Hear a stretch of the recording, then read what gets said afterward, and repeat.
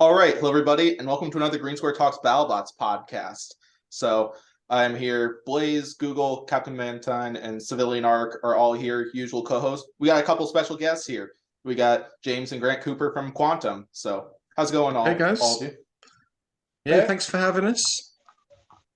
yeah, it's good to be on and talk about our last fight. It's Absolutely. an exciting one for us. It's always an honor to get to talk to some of the teams about their recent matchups, and definitely, I felt this one was probably the biggest test so far this season with that fight against Black Dragons. Black Dragons pretty well known for pretty good weapon, some pretty insane driving, and some even more incredible durability. And Absolutely. definitely it was going to be a big test for Quantum this season after those first two fights. So, uh, Yeah, I think we were when everybody got their scorecard, their fight schedule in advance. But Grant and I really didn't want to know who we were fighting because it can take your mind off what you're supposed to be focusing on. Obviously, we had Shredderator first, and we knew that that could go any way. But if you're complacent and you start thinking about what in theory is the big problem, um, you can lose track and get shredded pretty quickly. So that's why it was important to try and take one fight at a time. And what we always sort of have that mindset of you're only as good as your next fight. So yeah, coming up to the Black Dragon one was like, okay, this could start going downhill now. it's interesting hearing another take on the matchmaking system since they changed it up for this season compared to previous seasons where they just did everything like one fight at a time, basically like what you were describing, rather than revealing the whole thing at the beginning of the season. So Yeah, yeah, it's all Yeah, I think it. I'm in two minds about that. It's one of those things where, on one hand, it's great to know all your matchup are pre-chosen. There's no manipulation as things go through to try and get a robot through that they wanted and things like that. So that's great. Everything's a lot fairer as you go through the competition. But on the other hand, for us, robots like Beta, Shatter, Quantum, we're the easiest robots to armor up for. So if you know you've got a few days of prep to armor up against us on top, it potentially gives our opponents the advantage. And people did armor up a little, but fortunately not to the level that we were expecting. We were expecting people to get all sorts of big slabs made, and obviously Gruff added extra parts on, but that was all fairly last minute. yeah. So it wasn't as the concerns that we had about this weren't that bad at all. But the most enjoyment we've ever had from fighting robots in this sense was in King of Bots, where you don't know who you're fighting until literally 5 minutes before, and you Oh have no geez. idea who you could be against. You don't even know what the fight I format is, and that's a very intense build up right before the fight. Whereas this is a lot more planned. You got a lot more time to think about what you're going to do. absolutely. So there's pros and cons to both. Funny that you mentioned King of Bots because one of our other friends actually has a question for you about that. He's because Zaza, one of our other friends, he is like a King of Bots nerd. Basically, he's definitely the biggest expert out of any of like us fan people here, and he was wondering what was your favorite fight from King of Bots. I think we I don't think he probably have specified a different ones, season. won't we? Um, Yeah, I think the first season was a really odd one because it was the first time we'd competed. It was a brand new machine. Um, and each fight we would have something pretty major that we'd need to do to the machine, whether it was like a rebuild or we realized the hydraulics weren't working properly. So your head was always in the thing. So I think there was two fights for me from the first one. One was beating two barbecues. They came with like a tall pyramid thing to try and stop the jaw. Um, and it was probably the most dangerous spinner there other than Gigabyte. Um, so to beat them, having seen what they'd added to their machine, was pretty spectacular. But for me, probably in the latest series was against a versus called Pyro, and that was probably one of the better vertical spinners there. But I watch it back and go, I mean, we were really on our game with driving, and yeah, that could have gone really badly. But yeah, it seemed to just look very dominating. Yeah, Absolutely. for me, some of the most rewarding ones are these fights against vertical spinners where it's all or nothing. If you get it, and we got very lucky in this fight with Black Dragon. Usually, when we take a hit from a spinner, it's pretty well game over for us. And so, like James said, that fight against Pyro in exactly the same feeling against Two Barbecue in the first series, where you think actually there's a huge sense of achievement that actually things could have gone terribly wrong, but fortunately, getting the drive system right and the balance of the machine and everything just right has sort of played into our hands a lot on there. And yeah, it's a really fun one. But the one of my favorites, I say not a single fight as such, but was from the last series. Basically, the final round of the competition was you put your robots in. Basically each team has 6 or 7 robots left. I believe it was at the end, and you have to put your robot in. And we had to, if basically the winner stays in, and so we had three or four fights in a row. I think it was at the end, and you have to change your whole game plan for how you fight in there. And so we'd taken weapon batteries out and doubled up the drive battery so we could last longer. And then the final fight in that was against is it Vulcan? Yeah, which is effectively Apollo from UK Robot Wars. And that was a really good, fun fight. That's one of the fastest paced fights we've had. And that was sort of 50-50, we getting a bit of them flipping us around. And yeah, that was one of my most fun fights, that was. That's awesome. But no, there's so many memories from Robot Wars, Battlebots, King of Bots. It's sort of hard to pick out a favorite, really. Oh yeah. Yeah, it definitely seems like, because I've seen some of Sarah's videos where she does the 1 minute with each builders, and it seems like they have a hard time picking out favorite fights just because like it's incredible, the sport and all that fun stuff. And Absolutely. Well, So the mentality unpredictable, stuff.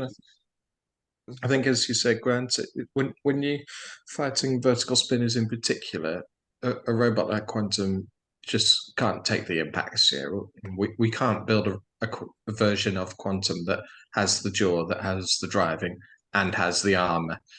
Whereas, like a Minotaur, yeah, they can hit the roof nearly from an impact and just carry on. Yeah, that just doesn't. It's not something that we've been capable of doing yet. So you always feel like, even when other people go, "Oh yeah, they should walk this one. Yeah, this will be an easy match for them."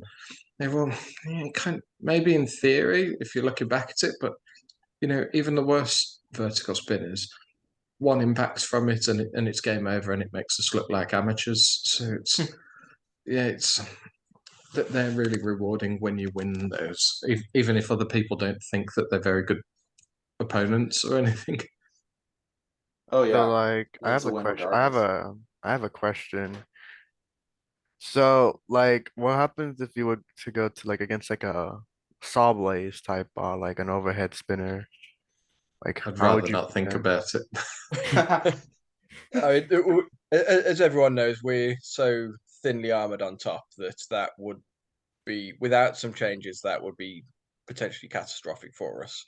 Yeah, I was going to So ask what were some of the design changes you made coming into this season. I think you're probably about to address that.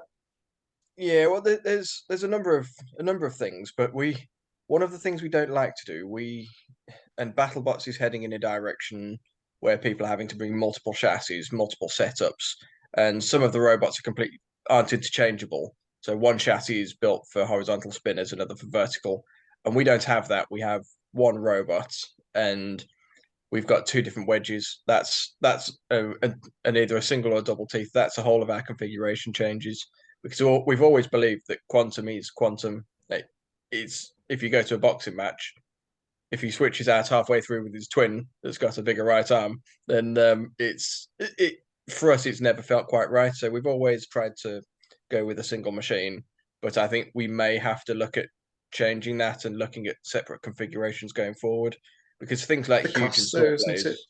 You imagine the cost to develop Quantum to be what it is. You go, Yeah, that was okay, one well, other that's question I Quantum was going to A. ask, like how much one version of Quantum costs. Because like I know version of Hydra, I don't remember how much that thing costs, but I imagine Jake probably brings just one frame for Hydra just because for the same reason as you. So It's just and it's as much expensive in time as anything. If we said, well, we've got quantum A that's designed for horizontals, verts, whatever, and then you've got overhead weapons, and that's a quantum B, it would have to have a complete redesign because we don't have weights where you can just go, oh well, we'll take that armor off and put this armor on, because we take off the side armor, we save 1.5 kilos.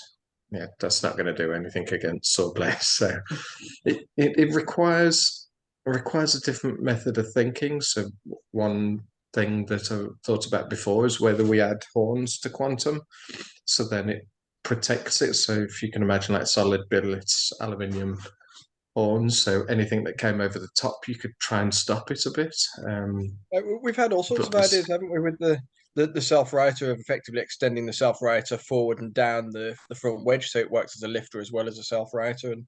And we started going down rabbit holes and thinking this is getting too far away from the core principle of quantum, of just being a pure crusher. But yeah, the difference is though now things like Sawblaze, we'd used to watch fights with them and others and think, you know what, we could probably outdrive those. We could get around them and avoid the weapons. And just like this Black Dragon fight, the robots are getting so quick and nimble now and so powerful that guaranteeing that you can outdrive them and get around the back or the side is almost impossible.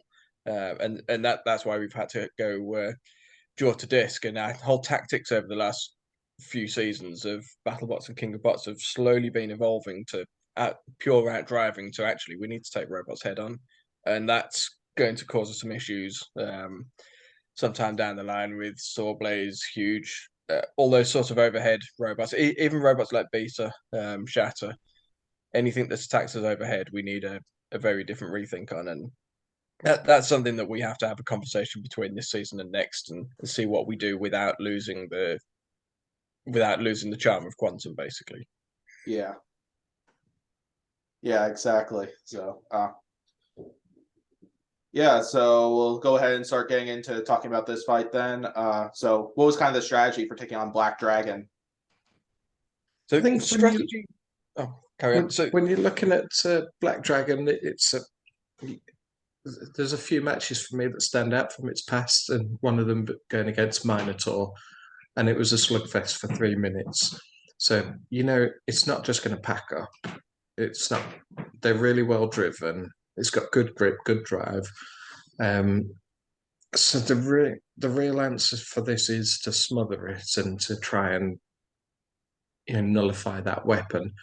Obviously, if you've got hold of the weapon, it can't be spinning up, which is quite handy. But again, you're looking at it going, you're not going to be outmaneuvering this thing. You need to just go at it, go at the jugular of the machine, and try and get it off center as well, so we can try and get something into those front pods. We know that they started removing bits out of those, so then as long as they kept the front to us, we would just bite into thin air if we did do it. So yeah, although we found out after that tough fight, didn't we? We found out after that fight that in that front corner where you see it's just piercing through, that's actually where their batteries are. And we squashed the entire thing down and out the base of the robot. It's like, it's so close to getting the batteries there. but basically, our tactic is always to try and outdrive the machine to start with. But you can tell within the first few seconds before you've even made first contact whether that first impact is going to be head on or not. And we could see fairly quickly that their driving was good, that they were nimble enough, and we were going to have a difficult time getting around them. So we just went head on in the end, and the key was to try and get hold of them. If we can stop their weapon, hopefully that buys us some time to either get them up the wall and reposition somewhere where we could cause damage. And yeah, from there on, it's a case of trying to disable the weapon and just take control, really. The really positive thing is it looks like those teeth held up a lot better to spinner attacks than they did last time we were at BattleBots, at least from the looks of it. Not sure if you agree or disagree, Yeah, but we have. I can't remember whether we upgraded it from last time or whether it was just before last BattleBot series, but we have upgraded all the bolts and stiffened them up and keyed them in a little differently this time round. But we are very careful still that there needs to be a point where the teeth break off before it does too much damage to the head. Yeah, We want to absolutely. make sure that if we do go head on with spinners, we lose the teeth before we lose the whole weapon. And so it's a Yeah. delicate balance that we're constantly playing with, really. And so far, I think it works fairly well. Seems to have just stumbled onto a reasonable level, haven't we, Grant, with the teeth bending and taking the forces versus the head getting damaged. I think they originally had M10 bolts in there, and they would come out fairly easily. Now you can really bend the teeth before they'll actually come out, but they will still come out, especially like a big horizontal. If that something like Valkyrie takes hits them, it'll tear them straight out, which is obviously what it's designed to do. I dread to think if Razor was to compete now and got hit by a Vert, how much work would be required to get that into a state where you can fight with it again. Gotcha. This was one of the key thoughts behind the design of going with the aluminium head rather than a fabricated steel head, is that we could lose chunks and it still holds its shape and form and keeps its strength in there. And I know we've spoken about previously, but there's a lot of work goes into the design of that head. We use a generative design, but we also do a lot of sculpting on top as well to add material all over the machine. Any areas where we believe we might take hits on the bulkheads and things, lose material, we do the generative design. So we know that's strong enough, and then we add material where we think we might lose it. So, for example, in this fight, we lose a few chunks of aluminium off the head, and we know that strength is still there. Um, so yeah, it's a lot about knowing that we are going to take hits, so we are going to take some damage, and let's keep this weapon working. I feel it's probably easier to maintain as well, just between multiple different materials. So I mean, the downside is there's very little we can do to repair it. Then, like if it does take a really big chunk out, then that chunk's gone. Then you can't weld it back in, or like with a steel arm, you can bend it back straight. This would just snap. So it's getting that balance, but I think we've got the balance about right, but who knows? yeah, we'll find out. Yeah, Blaze, Google, Mantine, or Civilian Arc. You four want to share your opinions on this fight? I'm sure Mantine has something to say. Unless he's so new. No, he Okay. wants to be on his best behavior. So the point where he cannot speak. Apparently. All right, so I'll go Did you want first. something bad to say about the stick? Mantine's a huge Quantum fan, so he doesn't want y'all hating him. Oh, good. Oh, don't worry. We hate the but- robot sometimes. But yeah, this fight was fun to see because you always love seeing a lot of crushers take on vertical spinners and win. Like Kraken versus Witch Doctor, pretty good fight, and this one was a pretty great fight as well. And a thing that really got me like off my seat was seeing Quantum like just puncture that Black Dragon like armor in, because you don't really see like Black Dragon's top armor like that injured. Like Black Dragon's only 2 fights in, and it's taken a lot of punishment so far this season. Like it almost like took a huge death hit to Monsoon in. This one now taking a huge bite in the internals. So yeah, this was a fun fight to see, and yeah, I'm excited for both bots next fight. Yeah, it was for us. It was really surprising we actually managed to get through and bend that top armor. We were having a look before the fight, and it's mighty thick. So which is why we went with 2 teeth. If we thought we had a chance of getting through or bending it, we'd have gone with 1, so that we applied more force to get through. So we went with 2 to try and help get weapon belts and things like that. But no, it worked really well. And as you probably saw, the teeth got bent in together, so they're almost like one when they ended up going through that section, which probably helps as well. But I think we bent their they had they made a thick piece of steel that went over their weapon belt as well, didn't they? And we bit hold of that and bent it in. And it was like, how's the weapon still running? Because this was bent into their weapon belt at this point. I don't know how that thing didn't snap or. Yeah, it got pretty well bent. It's always a mystery with these Brazilian robots, because Black Dragon was kind of the first one to teach us that it's possible for robots to survive while on fire for many minutes in the match, and then Minotaur did the same thing and Yeah, next season. And You know, they this build is really Black robust Dragon has done robots. that exact thing twice. yeah, it's done it twice. Maybe we'll see a third time coming later on. Google, you Yeah, want to well, talk about the match? I mean, there's not much. I can't really say much. It was a really good fight. I mean, it's pretty self-explanatory. It was. I was kind of expecting that double KO, and not that double KO. No, man. It was the stuck. Yeah, the stick. I was kind of expecting that because it's kind of quantum steam at this point. That it was gonna get stuck on something. Because that just shows the power of quantum. well, I think on it that was note, fortunately for this one, we've only ever been stuck in armor once against Blacksmith. We've had huge amounts of fights when you bank up China and Battlebots together. We've never had a time where we have with Blacksmith before and actually got stuck in the armor. So it wasn't much of a concern for us at this stage on this one. Um, um, Obviously it looks on TV like they've got stuck together in a similar fashion, but actually James put a post out explaining why. Actually, James mentioned that the wire on the control solenoid came loose. That was actually in testing just before. This was actually we had a failure of the main hydraulic valve, and it just wasn't switching. So I don't know whether there's some debris or whether it's the shock of the impact of biting down on the spinner.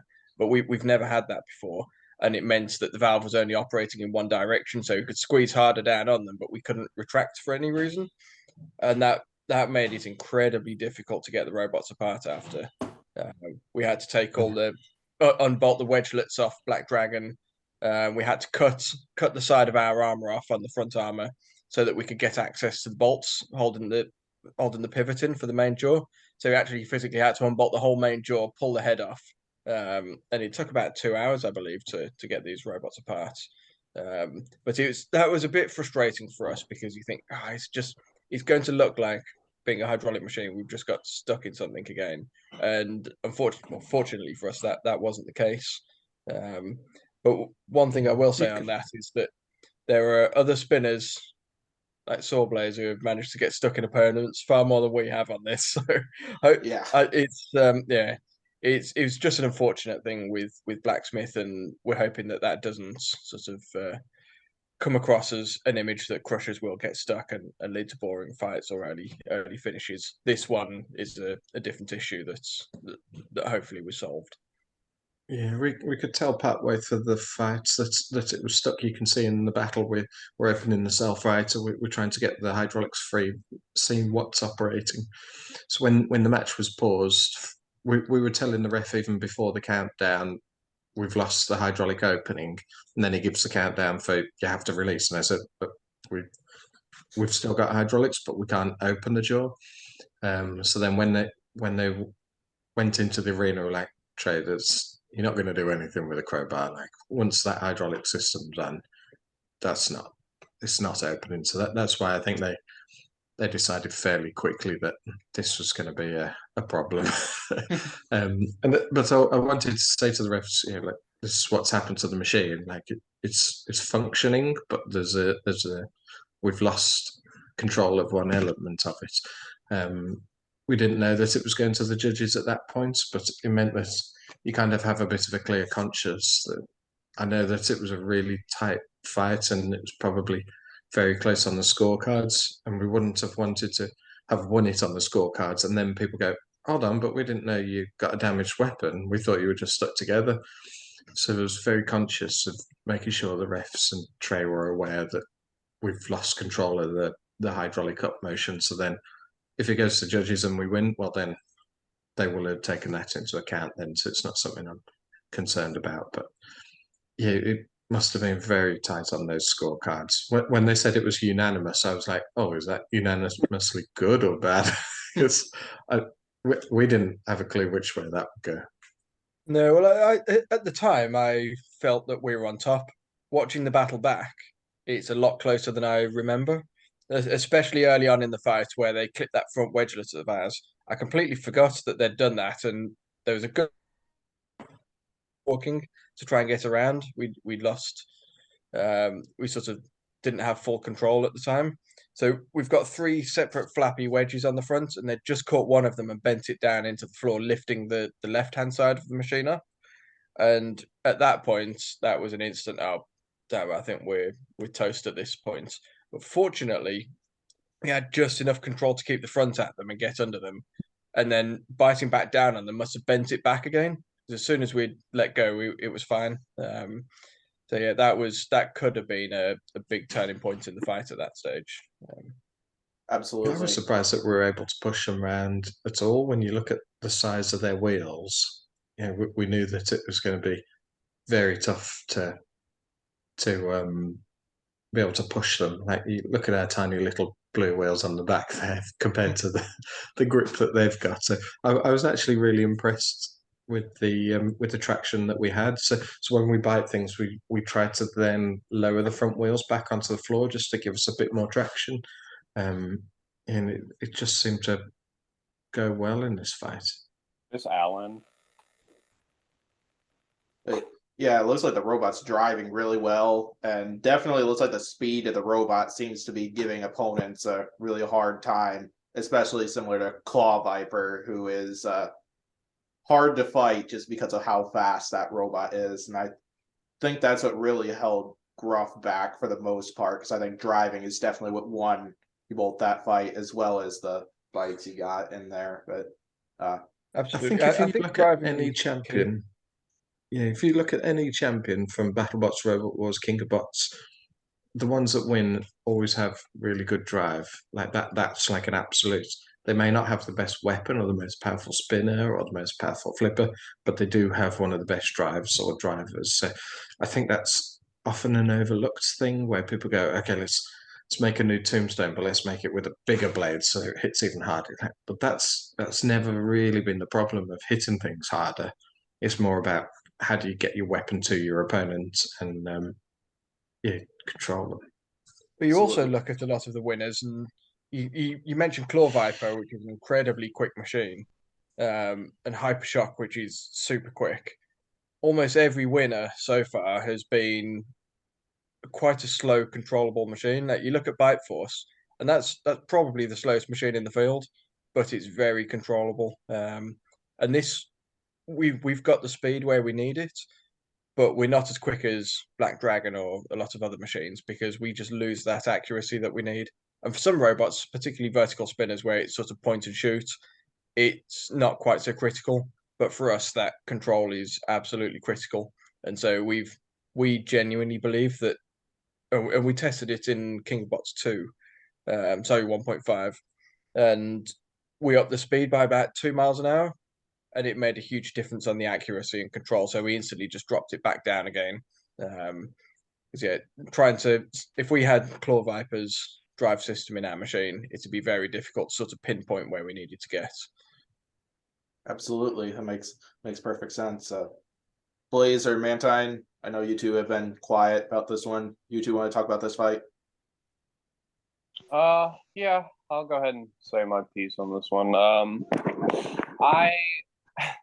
I've been waiting for Quantum to come back since it left a few seasons ago, and this fight just made me overjoyed. It was it really cemented in the fact that Quantum driving it, and Quantum in itself is just it's like an art form. It's really the whole thing. You have to. There's such a precision involved in it, and it's such a lot of moving pieces that all come together to create this just awesome. I love it so much. Seeing Thank you. dive the weapon into Black Dragon and have the strength to bite into it and keep going, and then it was a back and forth pushing match. It was very reminiscent of Firestorm and Razor, from what I remember, where Razor kind of bite into the front of Firestorm, but Firestorm could kind of push it back, and they had this back and forth. And it was a lovely fight. I really am glad that Quantum won this, because it really did prove to a lot of people, I think, that Quantum has the potential to take on these powerful and very potent vertical spinners, and you two drove really well, and it was a wonderful fight, and I really enjoyed it. Thank you. Thank you. Well, Yes. it's one of those things where last season of Battlebots, as you say, in 2019, we weren't really able to show the control and the power that the machine had. We had a couple of decent fights, and I really enjoyed the Valkyrie fight where it showed some of the control, and the duck fight. But we've not changed anything significant on the drive. We've changed a few little things here and there, but the power and the grip and the speed is all the same. We've made reliability improvements and things. But for some reason, I don't know if it's this new floor or the paint or anything like that that's different. But this time it just felt like it did a King of Bots where we had full control of the machine and it did exactly what we want. Whereas last season, it just didn't quite feel as we expected it to. It had some of the speed, but you could see with Duck and other robots, and particularly the blacksmith fight, when we grabbed them, we just couldn't get those full speed slams that we've been able to do this series. And there's no real explanation as to why, but for some reason it all seemed to sort of come together this time round, and it's really nice to be able to show people what the machine's designed for, and is now driving and performing as we always envisaged it. So it's really nice to be able to sort of show what we sort of designed it for, really. Yeah, I think 100%. this fight was an interesting one in that the weird thing with Quantum is it either spectacularly dominates its fights, like they're so one-sided it's ridiculous, or it gets torn apart in a very one-sided manner. There's never we can't have those fights where you take a hit and then you come back and you somehow come back from the brink of doom. But this fight did seem to have a bit of that back and forth of there were some impacts in there and the machine kept going and it sort of was able to have that bit more of a we were able to bash the machine in a bit more and it still function. And that's not something that we've ever really seen out of Quantum or Spectre. Spectre again, you tended to find this for some reason this type of weapon, and it was the same with Razor as well. It either dominated the fight and it looks very one-sided, even when it's not. Visually, it looks very one-sided. These fights do. So for me, it was really nice to give the machine a bit of a beating and go, actually, it's still running all right. Yeah, we lost some annoyed towards the end there, but actually, we were able to have a fight take some impacts and keep going. So I was pleased with that. Well, that solenoid has done at least King of Bots 2, Last BattleBots, and this BattleBots. So maybe we just need to change them out a little more often. Blaze, you want to talk about this match? Yeah, I can talk real quick. It's okay if I also just say what I think of the next fights, because they're probably going to leave in the next 5 minutes. Go for it. Okay. This fight was honestly probably my favorite fight of the night. It's very fun to watch, very back and forth. Probably should have been the fight of the week on the YouTube page. And as for their next fights, Black Dragon having Vita. It would be really funny to see Vita beat Black Dragon, because I know we have a Black Dragon stan in here, but I think Black Dragon's gonna end up beating Vita. And Quantum versus Emulsifier, I think Emulsifier is gonna end up winning, but it would be really fun to see Quantum win and go 4-0. Well, Emulsifier was that one that we were when we got it when somebody told us that we were fighting Emulsifier. Like, I've not heard of the robot yet. And then they said, watch some YouTube videos of the small version, and then you're like, oh man. So even though it was a rookie, having seen its fights against Fusion and Malice, you're like, oh. But they call it a rookie, but Adam Wrigley's built it, and he's been in the game a long time. He's no rookie. It's an incredibly well built machine, just like Black Dragon is very well built, and for us they're two very different machines. The Black Dragon is one that we feel we've fought more spinners of this kind of type. We've got more confidence that we can just get the jaw over the disc and we can just bite down on it. We can't do that with Emulsifier. And for us, it's a bit like what's the Australian one called? Death roll. Death Roll. It's a bit like Death Roll for us, where you've got that big disc sticking out the front. You just can't afford to take a hit. Whereas with Black Dragon, if we take a hit on the teeth or so, we could potentially take a bit of that. But there's so little room to go wrong with something like Emulsifier. It's whether it drives well or the weapon works well. It doesn't need to be up to full speed to really do some damage to us. So that was a major concern. But yeah, it's as you all know, us fighting spinners is not something that we look forward to. it's a very difficult one for us, but they are some of the most rewarding. Well, yeah, some of the most rewarding fights to come out the end of, whether we win or lose. We just hope we last a decent amount of time with them, and the more we fight, we feel the better. The more confidence in the machine we're getting, that we can take those hits and things. But yeah, we can't do the same thing as we did with Black Dragon. We can't just go in and bite on the weapon and stop it in that way. So yeah, that was a seriously concerning fight for us. Absolutely. Yeah, because in my opinion, I've mentioned it this couple times, but I felt Black Dragon is kind of an easier opponent than Emulsifier. Combination for reasons that you both mentioned, and I think Black Dragon's size kind of fits a lot more in Quantum's jaws than Emulsifier does, and that's partly why I do have Emulsifier winning that one as well. But I would absolutely love to see a 4-0 Quantum.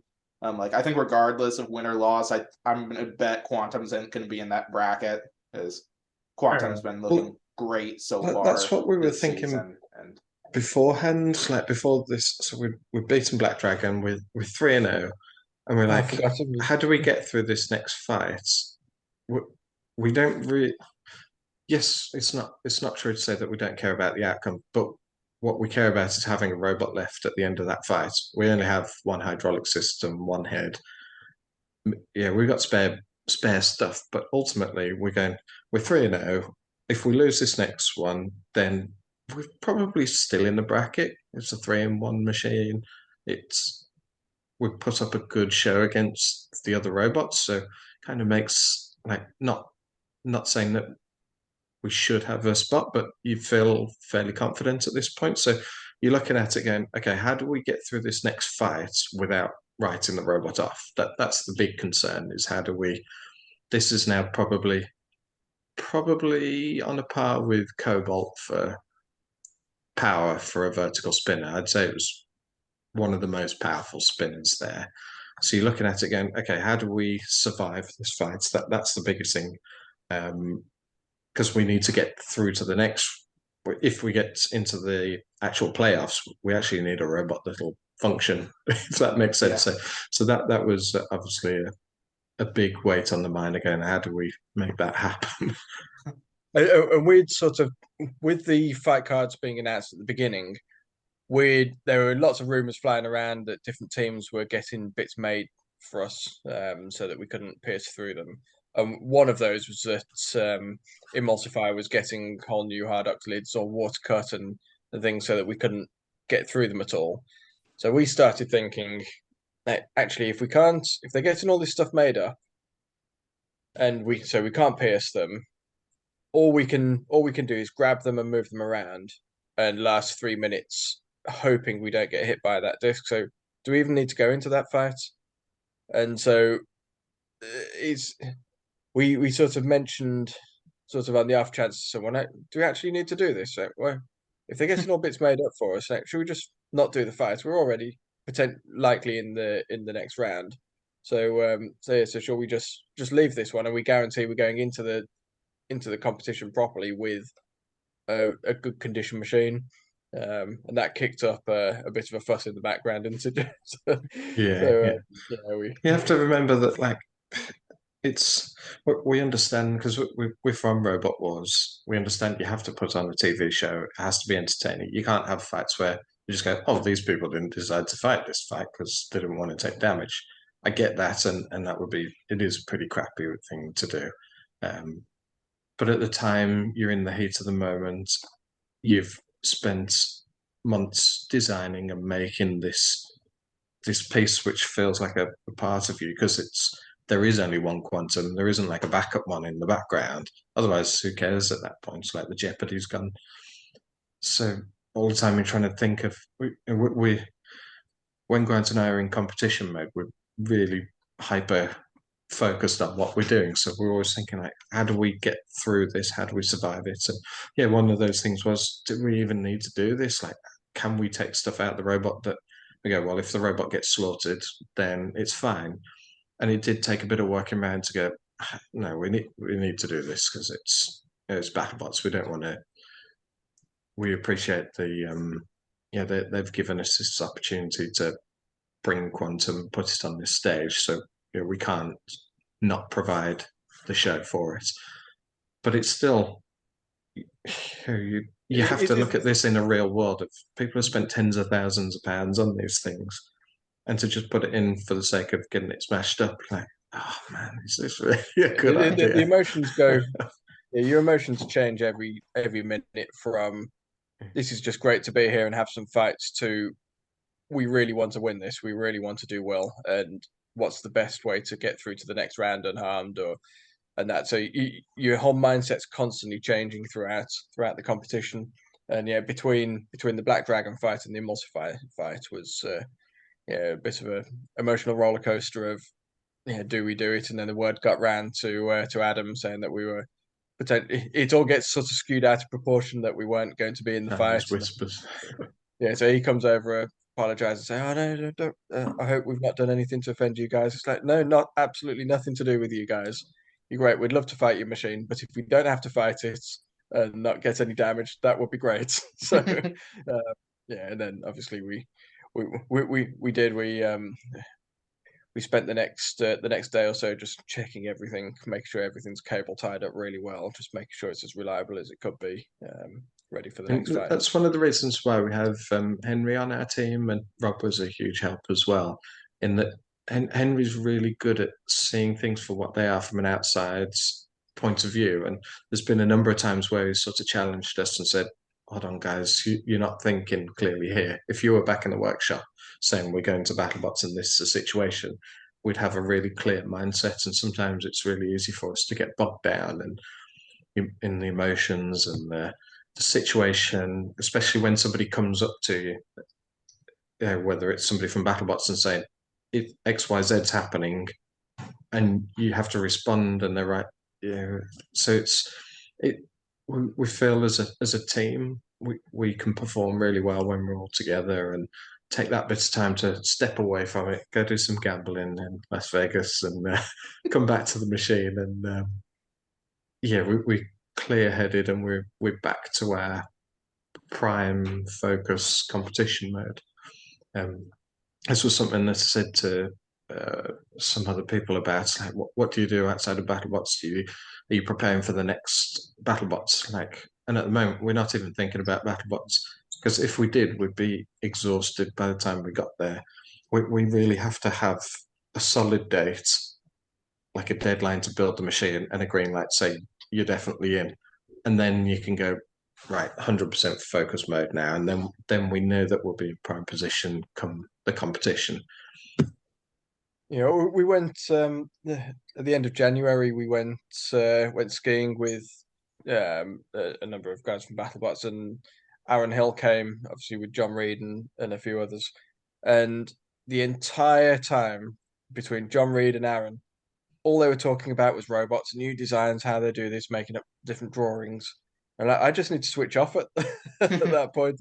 I can't that much thinking about robots. It just sort of it wears me out. So like James said, it's nice to kind of take a step back and then just enjoy things like this, enjoy watching it on TV, and then when that's all over, the series is aired, then we might start thinking about how can we do this, how can we improve that, and then when this next series, or if the next series gets confirmed, then we'll really start knuckling down on ideas and design. Otherwise, I think you can really start overthinking things and start sort of going Get backwards in fatigue. your ideas. Oh yeah, 100%. So yeah, I'll finish up discussion of Black Dragon and Quantum then. Yeah, this battle between Quantum and Blaze addressed that there was somebody who's a Black Dragon fan, that person being me, because I like the Brazilian robots. It's the teams are fun, the robots are fun as well, and yeah, but I love Quantum as well. Oh, 100%. It was great to see a back and forth fight. Like you said right there, Black Dragon had some moments, Quantum had some moments, and I did agree with the judge's decision.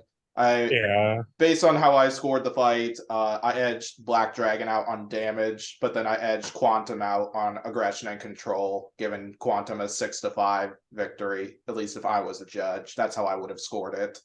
But it was a very close fight. But I felt the number of times that Quantum was in control of Black Dragon won at that fight, and Yeah. I think even if they would have known that Quantum had taken damage to the weapon, it would have been 3-2, 1-2, 1-2 probably. yeah. Yeah, I think that was.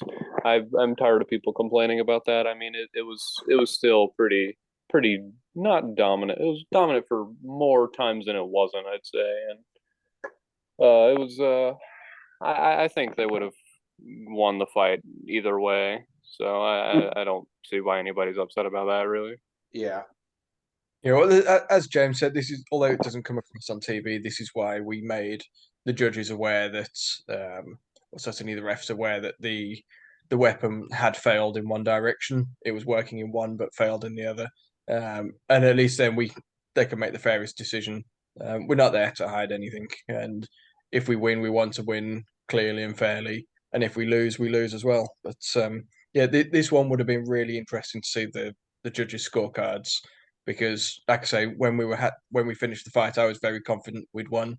Watching it back, I think actually this is a lot closer than I remember it being. Oh yeah, absolutely. And yeah, definitely wasn't a bad loss for Black Dragon, and that's not out of bias. This for Black Dragon, because they had some great moments in this match, and Absolutely. it was pretty close. So, Well, just say that these guys they're a fantastic team, really good drivers, and they were just a pleasure to be around. Really excitable the whole time. absolutely. Really excited to have just been in the arena with us and ourselves with them. And yeah, it's just a really good atmosphere with those guys. So yeah, I'd like to thank them for everything. Really, they did a really good job. Yeah. Yeah, and so Black Dragon, another UK robot, is their next opponent, with that one being Beta. I imagine that's probably going to be one of Beta's bigger tests coming into this, just because Black Dragon is a small vertical spinner. I think it'll be a little bit tricky for Beta to get the hammer shots they wanted, but Jason has been doing a phenomenal job running the hammer this season. Definitely been a great addition. Be talking about Beta later in this podcast when we get to Beta versus Shatter. But I'm going to lean towards Black Dragon on that one because I'm not sure how how well they prepared for vertical spinners this time around that actually goes for ground game a lot more. And that's kind of my big concern for Beta, at least in this one. But I think that should be a great fight. Yeah, I feel like what you got, Civ? I feel like that fight will be a good proof for like Vita's ground game because like the Shatter fight was more of it just like, well, we'll get to that, but the fight against Kraken was them kind of just like uh flanking them from the side and then, well, not exactly flanking, but you got the like not going for ground game but more as like head-on shots more or less. Yeah, kind of like how I felt with that one and even their Shatter match is just John Reed with his driving abilities. So it's like he was kind of like driving those things cautiously, avoiding the wedgelets basically, because both their first two opponents had ground game stuff, but then John was avoiding the direct front is what it looks like, so he could position the hammer for a shot in there and avoid getting scooped up. And it was great work on his end for sure. Yeah, well, John's very much like us when it comes to wedgelets, and he doesn't like having all these fork attachments and wedgelets and things like that. We've had to play that game a little bit with ours, we really don't want to be going to long forks and things. But John has this really wide front end, and however sharp and low you make that, there's always divots in the floor. You're never going to get it perfect. So Yeah. Beta without forks will never be able to guarantee getting under everything. And that's and as you'll see in their first fight against Kraken, it looks like they keep losing drive. Most of the time, that it was actually because John pitched the back of the armor up to dig the front in more to get under them, and it actually just sort of lifted a lot of the weight off the wheels and made it very difficult to drive. So that was one of the big issues with their Kraken fight, and they solved a lot of that for Shatter. But yeah, it's always going to be very difficult for a robot like Beta to have a ground game without forks. Yeah. Absolutely. Mantine, I pretty- think you had something you were wanting to talk about. I was just going to talk about these next couple fights for a minute. I Go don't for know. it. But okay. I think that Black Dragon Beta is definitely going to be one of Beta's greatest tests, probably since Lockjaw. I hope and pray that they've abandoned the front rake armor that they had against Lockjaw. I'm not exactly sure what the plan with that was, but I'm sure they probably won't make that same error. At least I hope not. If I took a guess, I bet it's they did it for reach purposes. Because like John said, one of the big disadvantages that they had in the Shatter fight was that Shatter had a lot more reach within that hammer, or just because of the sloped wedge armor. I think just going flat like that, I think isn't a lot more reach. And I think that's what they're going for. But you go ahead, keep going. It's actually that they've got the flat front, but it's instead of having a wedge that goes this way, they've got a flat front and the wedge sort of goes back. And the idea with that is that there's no sharp points that a spinner can sort of dig into, and it's proven a few times that that does work. That it deflects the spinner blows more, but it does just allow them to get straight under and throw them around at times. But the whole point of that is less so for reach; it's more for just taking the spinner hits without digging in and taking damage. Similar, basically similar to Gigabyte with their shell that they designed for full body or for vertical spinners, where front end. So. Yeah, but they've gone with the negative rake to really sort of help with that. And it's shown it does work in some circumstances. John and I have a very back and forth thing on this since King of Bots when they first tested this with Tanchi. And John's very pro that sort of negative rake. We call it like the gum guard that goes around. And my thought is that if you can't get under the spinners to be able to fire at them, it's all well and good lasting 3 minutes by not taking the damage but being thrown around, but you can't win a fight by just taking the hits. The spinners now are so reliable, they don't break by running into you. So I know John's been having to play around with it and things for this season and others. So yeah, fingers crossed that works. 100%. You want to keep going, Mantine? And I'm also really excited for the quantum emulsifier ordeal, because I know that is going to be the emulsifier doesn't have the width that Black Dragon does, so it's going to be a little easier to get around it. But also, if you can't just bite into it, it's going to take a lot of precision to get around it to avoid any damage. And I heard they're talking about and trying to just not even do that fight, and I completely understand, because emulsifier hits like a freight train. I mean, it's really scary, but it's going to take a lot of precision, and I think that they can definitely handle it. Emulsifier's had some drive issues these past couple fights, and in general, this should be a really good fight. And I do agree with the whole fork stance that you take. I think a big part of Quantum is how lovely it looks, and I think if you put any long forks on there, it would kind of sully the beauty of Quantum.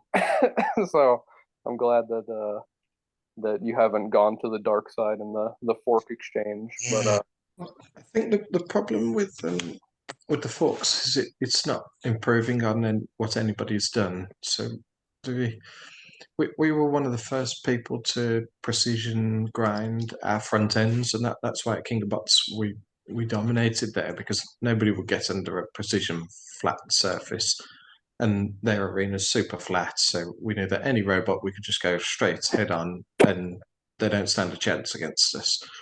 Whereas Battlebots, the floor's a bit wiggly and dented and dinked, and so having that smaller contact area on the floor is better, so you can just have a smaller point on the floor. It's much more reliable to keep that low.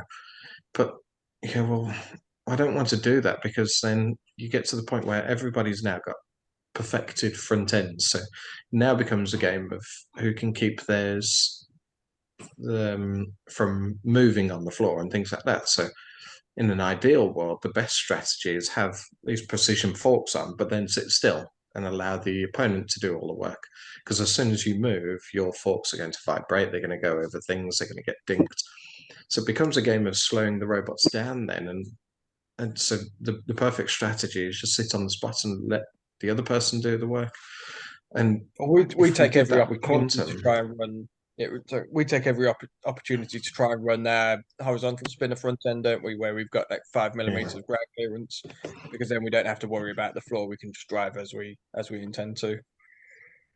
yeah, and I think if we were to put forks on the robot, we would have to then drive slowly as well, and that sort of starts to become a point where you go, this isn't really what we're up for. We need to have a think of what can we come up with which counters forks, which means that we don't need to worry about forks anymore. Do we? I know that sounds very hypothetical and things, but yeah, we need to come up with something that's better than the current solution rather than just joining the current solution. The other thing is that we can't like other robots just bolt some forks on the front. You got to remember we've got 14 metric tons of force going through those teeth. Anything long and thin just gets bent at this stage. Or if you have them so they can just drop down straight to the floor when we bite someone else, they'll just force straight down and dig into the floor so we can't push people. So there's actually this style of crushing machine is very difficult to come up with a fork solution that can take the force or won't go against us when we grab someone. So there's a lot of thinking to do between now and next series. 100%. Yeah, well, anything else from anybody on anything on this fight, or should we get to Hydra and free shipping? Please don't ever leave Quantum again. I need to see the good crushers in Battlebots. This has brought so much joy back to me, seeing a good crusher in any sort of robot combat show. I love it so much. You know what an amazing crusher that Civ likes? Kraken. Am I right, Civ? You love him, don't you? Kraken isn't even a crusher anymore. I know.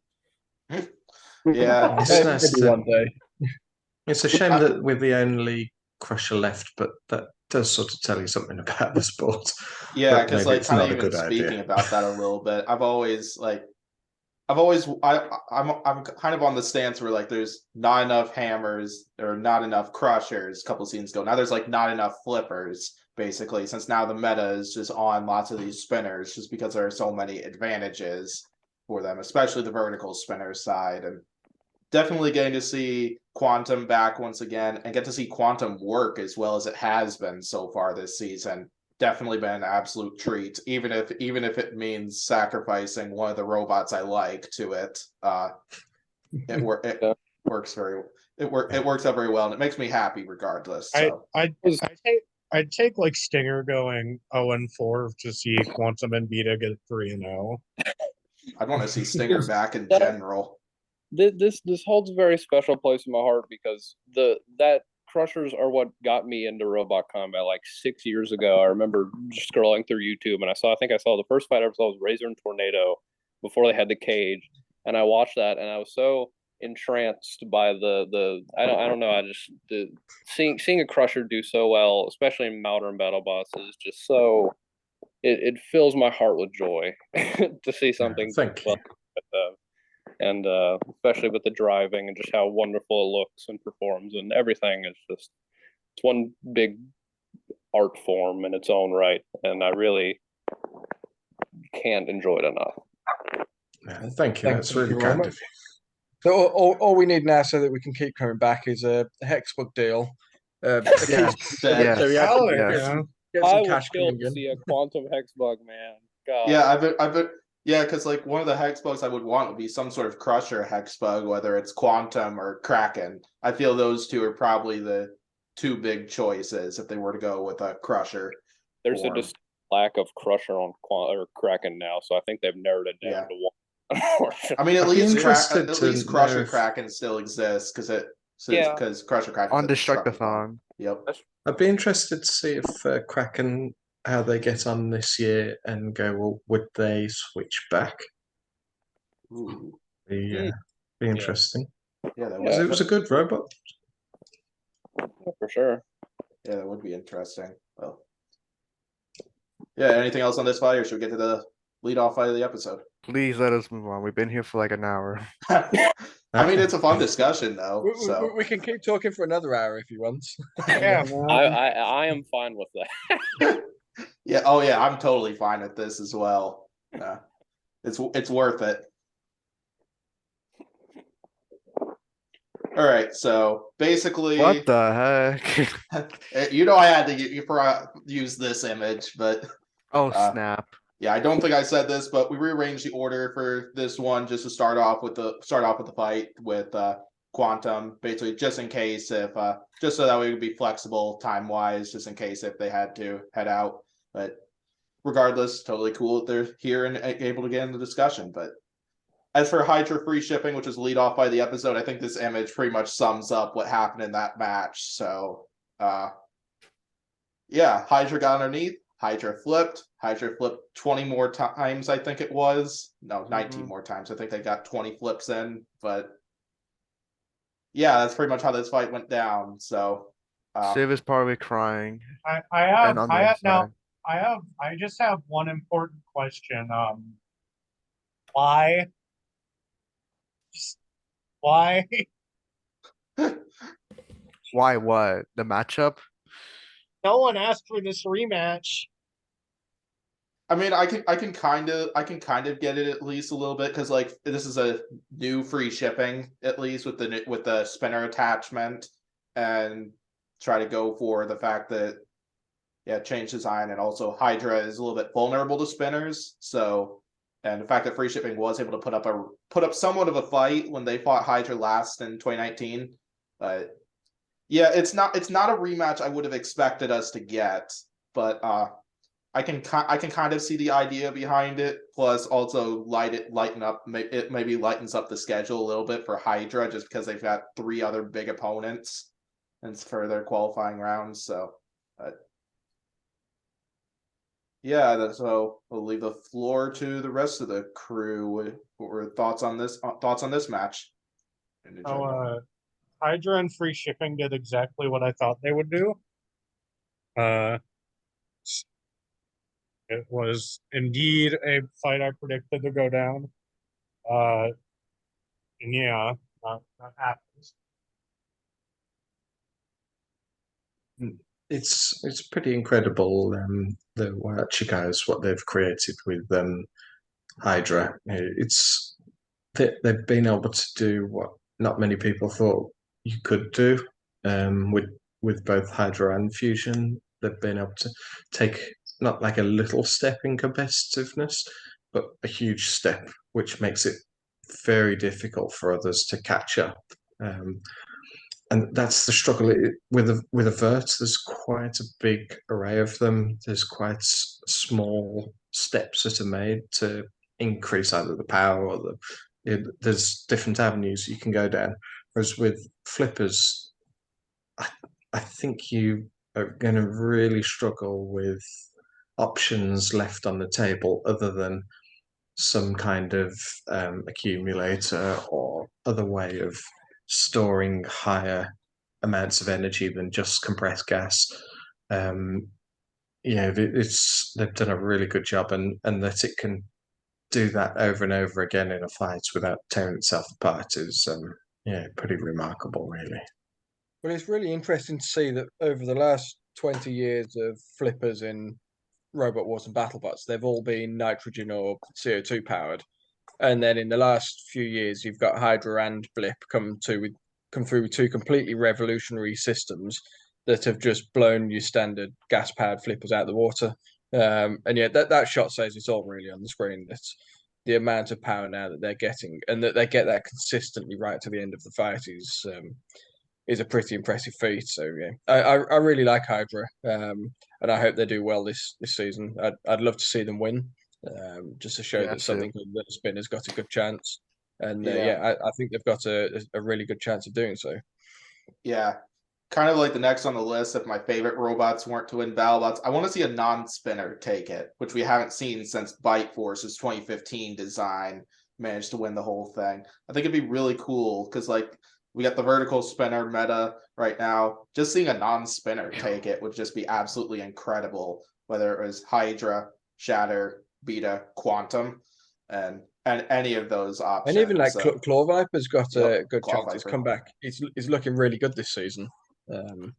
Hands down. There's a few options. Yeah. Go ahead, Google. On the topic of flipper technology, what is the technology that Banshee uses? I think Banshee's pneumatics, if I remember right. I believe so. Man, you know what I want back? I want a spring-loaded flipper into the competition again. I know that's not very effective, but I want to. That's just simple, basic. I like spring. robots were spring-loaded? Tantrum's original flipper design was spring-loaded. The So only was other 2016 one I can think of off the top of my mind was Lame Thart from Battlebots. Actually, That's- 2016 Lockjaw was spring-loaded. Oh yes, Lockjaw as well from 2016. That was also spring-loaded. I'd kill for 2016 lockdown. Oh yeah, 2016 Lockjaw was awesome to see, even if it didn't win many fights, even though it should have won that fight against Brutus, in my opinion. Oh yeah, that was one of the worst JDs in modern BattleBots by And the a Saw Blaze versus Razorback, which Civ does not. Yeah. Which Civ refuses that Saw Blaze is robbed. Also- it was what do you mean? I said it was wrong. Well, Also, I didn't hear it. Civ didn't turn on Sawblaze at that point because Sawblaze wasn't a hammer saw. This is true. This is a true. very quick note that I think is funny. I was recording the BattleBots predictions, like reborn predictions for this. I think I was driving Hydra and I got 32 flips. I was like, Hydra has never done that. They won't even get close. And then I watched the fight and I was like, wow, this is like eerily accurate. It's like you could tell the future or something. You're able to predict the Hydra is just going to get a huge number of flips in. Did Nick tell you the outcome then, Mantine? Is that what I didn't. I just drove because I was fighting cringy, so I had to own him. And and then I was like, wow, that'll never happen. And then I watched the fight. I was like, huh, this is weirdly accurate to what actually happened. Yeah. I mean, this was brutal. I mean, I've never seen Hydra pop off like it did in this fight. It was really cool to see it just fling free shipping willy-nilly in the air. Yeah, I think the last time we saw like a huge flip fest from Hydra like this was like back in the 2020 days of against Hypershock. Yeah, I was thinking either Hypershock or Uppercut. Yeah. I haven't seen this kind of Hydra domination in a long time. Oh yeah. Gruff versus Hydra tends to be as well, right? That also. Yeah, in a way that would work too. But yeah, looked like eventually free shipping just couldn't handle the number of flips, especially like I think the time it spent in the air just says it all with the fact that the BattleBot statistics says it went 54 seconds in the air, which is incredible. That's a long time to be spending in the air. Hopefully Gary Jin got a lot of air mileage out of that, and but it was definitely a great bounce back from Hydra after that loss to Tantrum very early on. But Hydra will have an interesting challenge coming with Sawblaze, as well as free shipping, who's got Big Dill for their next one. And Big Dill looked really solid in that Scorpios fight. But Big Dill, I think their next fight comes actually next episode with their fight with Mad Catter. Which what I want? What? I want someone to install like a camera when they go face Hydra, and I want when Hydra flips, you can just see like a first person view of what a flip looks like from Hydra. I'm guessing something like what Battlebots did in 2018, like with Bronco and Bombshell, they attached a camera to Bombshell, and we got to see that thing in action when Bronco managed to land those big flips in it, something like that. I'm just gonna take that as a yes then. Yeah, so you guys want to talk about their next opponents? Free shipping's got Big Dill, Hydra's got Sawblaze. Hydra, I hope Hydra beats Sawblaze, partly because I don't want to see like one of the only flippers in the sport go 2-2. Because the only one that is still at like, well, Hydra's at a positive record, but the only one currently undefeated right now is Lucky, and with its schedule, it could very well change. And I want Hydra to beat Sawblaze because I want Hydra to have a positive record, and I also don't like Sawblaze, so that's a double header there. Free shipping versus Big Deal. That's going to be a very intense fight because they're both really good drivers and they're both very good to see fight, especially the new Big Deal design because the Big Deal against Scorpios, Big Deal put a heck of a fight until it died. Right now I'll go free shipping, but I think it kind of depends on how Big Deal performs in the Mad Tavern fight, I'd say. 100%. Google or Mantine? The 'cause one I'll thing I go. have to one thing I have to say is, oh snap. Yes. I always love seeing what teams write on the bottom of their robot, especially when they go up against robots that could possibly flip you over. But Rivet, Hypershock, free shipping, several other robots. It's so fun to see. If I'd say if Big Deal works, it'll beat free ship. If it works for 3 minutes, it'll beat free shipping. Because in the Scorpios fight, it was doing really well, but then it just kind of broke down on its own, which was really kind of disappointing to me to see. But if they can get that figured out, they'll definitely be able to beat free shipping, I'd say. And frankly, Hydra's probably gonna get owned by Sawblaze. I'm not gonna lie. Sawblaze is really good at going through thin armor, and Hydra is very fragile in many senses. And it also kind of struggles with robots that are rather mobile, which Sawblaze is. So I can't imagine. I'd say Sawblaze and Big Deal have the advantage in these next fights. Definitely. My takes on those. I'm going Big Deal on that fight with free shipping. Yeah, like Mantine said, they looked great in that fight with Scorpios, and definitely I'll be looking forward to seeing their matchup with Bad Cat. Which, spoiler alert, when I do the prediction podcast, I'm predicting Big Deal for that fight.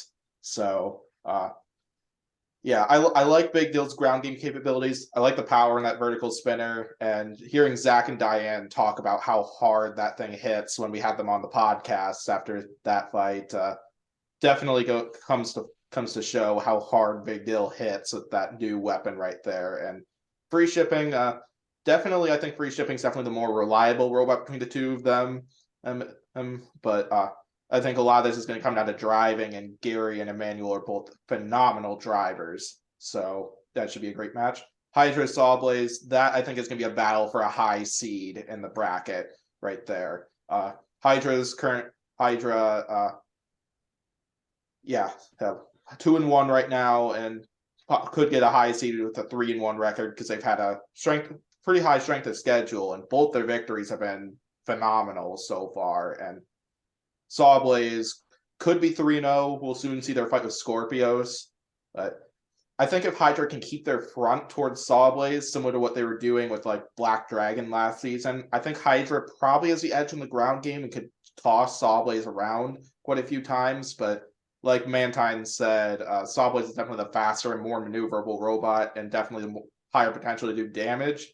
But I think I'm gonna side with Hydra on this one. Go with Jake Ewert's driving abilities.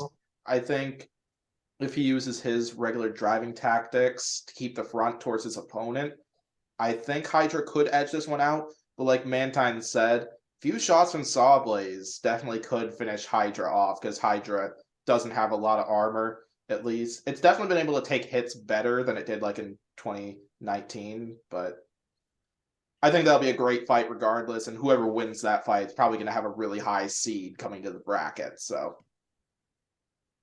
anything else or next fight? Next fight. All right, the other Waiachi robot, huge infusion for the next match right there. Man. Yeah, I was highly expecting this fight was going to end quickly, whether it was going to be Fusion's armor getting penetrated by Huge, which is what happened in that match, or Fusion ripping apart the Tigris wheels on Huge and winning the fight that way. I felt there was no doubt with two really powerful robots here, a lot of offense to both of them. this one was gonna go pretty quickly, and that's what happened in this one, and it ended up being huge. Huge winning the fight. Fusion broke down first, and that's how this fight went down. Definitely other co-hosts. What are y'all's thoughts on this one? I was kind of it was kind of sad to see because Fusion's had like two really good fights so far, and seeing it just like get a quick KO'd like that is kind of sad to see. But Huge is a very versatile robot, and it's definitely hard to counter a bot like Huge. I'm sort of wondering if Fusion the Waiachi team has any like sort of armor where like they could trade the vertical spinner in for some like top armor or something, because they didn't really need the vertical spinner in my opinion. That was kind of a pointless You know thing to what they have. did need? They But needed they needed the Waiachi bike rack. That would have solved all the problems. yeah, actually, yeah, it could be. This is a shame because you do think that there wasn't really a lot. Yes, the Tigris wheels could have been hit, but that wasn't ever really going to stop Huge. I Right, think it was yeah. always going to be, unfortunately, quite one-sided, this one. It Right, seems yeah, like it seems like Reddit has like feared everybody, put the fear of God into everybody to not use the bike rack for some reason, which I mean, fair enough. I don't think people had a problem with the bike rack in general. Some people did, but I think a lot of people just had a problem with the bike rack being not used aggressively and just kind of used very passively, and it was rather not interesting to watch. I feel like I think the big implement issue with the big issue with things like that, from my point of view, is when it hinders use of your own weapon. And I think yeah, the bike rack hindered too much of Hydra's weapon before. And so if you can utilize it in a way that your weapon is still fully effective, so you can use the bike rack as defense and then get the flipper properly in there or your spinner in there, yeah, then it's fine. When you start hindering your own weapon, I think that becomes a bit of a bit sort of anticlimactic to watch. yeah. What I don't think, talking about this fight, I don't think a lot of people watching realized just how different Huge is this series, just how many major improvements have gone in. It's gone from a machine where you could say, right, if it was last season or the season before, I'd have said Fusion would win this fight. Um, but this one, yeah, Huge has so many improvements. It's such a solid machine now. The reliability is excellent. You don't expect it to fall in half. You don't expect the back legs to fall off. Yeah, it's actually a really solid machine now. 100%. It's been looking great so far, and just seeing lots of the damage pictures from this match, because Jonathan Schultz posted a bunch of pictures and the Arena Discord server from this, and just seeing how much damage Huge did to Fusion's armor with that bar spinner right there was just an incredible thing to see right there, and definitely shows just how nasty of a robot Huge is this season, like Grant said, and we could be seeing a major run from Huge this season. 4-0 Huge. Yeah. What is Huge's next fight? Star Child. Oh yeah, 4-0 Huge. Yeah, and then Fusion's got Rotator for its last one. And Oh shoot. By the way, I have a theory that not a theory. I had a thing. So you say how like the bike rack is like a problem because the weapon is effective. You know what would have been cool? If like say Whiplash put the like a bike rack on the lifter and they use the bike rack to like lift with that like big, like long. I think there's a way that Uh, Blip presented it well. I think that's kind of what I was getting at is used very passively. Like there was no weapon involvement, and that really made it kind of stale to watch. I do agree that if there's a way to make it, they probably shouldn't use it unless there's a way to integrate your weapon into it, which I'm sure the Waiachis are, capable of doing. I mean, they could have slapped one on the back and done like sort of a rotator type ordeal, which, may not have worked, but I'm sure that they have the know the wherewithal and the brains to figure out how to use it offensively as opposed to very passively and without any sort of weapon. oh Yeah, yeah. I mean, if that was bolted to the flipper arm, that would have been a pretty impressive fight to watch. If you Yeah. could Oh yeah, get that would have away been with pretty that cool. convention. And Grab that's what I the was talking about before, where we've considered adding these sorts of antler type things off the side of Quantum's head, so you could get things and lift them and still use the crusher as well. But yeah, it's getting that balance of we really don't want a boring fight, and you don't want to make the robot look terrible, and you don't want to look like you're just going in there to hold a robot away from you and not cause any damage. And it's those two things that are making it very difficult for us to work out what we do against a robot like Huge. By the Oh. way, does Hydra still have the vert configuration? I have no idea. I really hope they still have that Yes, vert config. yes, they did take it with them. Yo, let's go. Of course they did. I wonder Let's if go. Jake's gonna use it to try to troll people again, like what he was doing last season. Like that's honestly my favorite part about Jake Ewer, because like there are lots of people out there, like when teams like you guys post fight pictures of one of your upcoming matchups, people analyze those things and use those to predict matchups. Jake specifically posts images to make it look like The gigabyte. make it look like one catcher. outcome's going on when the other outcome is about to happen, and it's so funny when The To be gigabyte fair count. though, like we've said, like depending if people come with certain type of additions, we'll take out the box of vert spinner config that you add onto Quantum that makes people go, oh geez, put the jaw back on. You go, well, it's up to you. What do you want? yeah. Yeah, we can. We've designed our machine that we can switch things out quite quickly, haven't we? And we've spoken about going up to a fight with a big vertical spinner on. Last second, just switch it out for within 2 minutes, switch it out for the hydraulic system, and yeah, it would be quite good to start trolling people if they do start making really high walls or wide sections that you can't get through, and make them armor up for a spinner and quickly switch it out for a crusher. Yeah, so many awesome moments. But yeah, we'll go ahead and talk about their next opponents. Fusion's got Rotator for next opponent, Huge taking on Star Child. Star Child getting the other big boy robot. We know they fought Mammoth recently, so thoughts on those ones? I mean, for Fusion, I feel like Fusion's is dangerously close to 1 and 3. Yeah, it's kind of unfortunate that Fusion just got such a tough draw this season, where it's got like the runner up of last season. It got Emulsifier,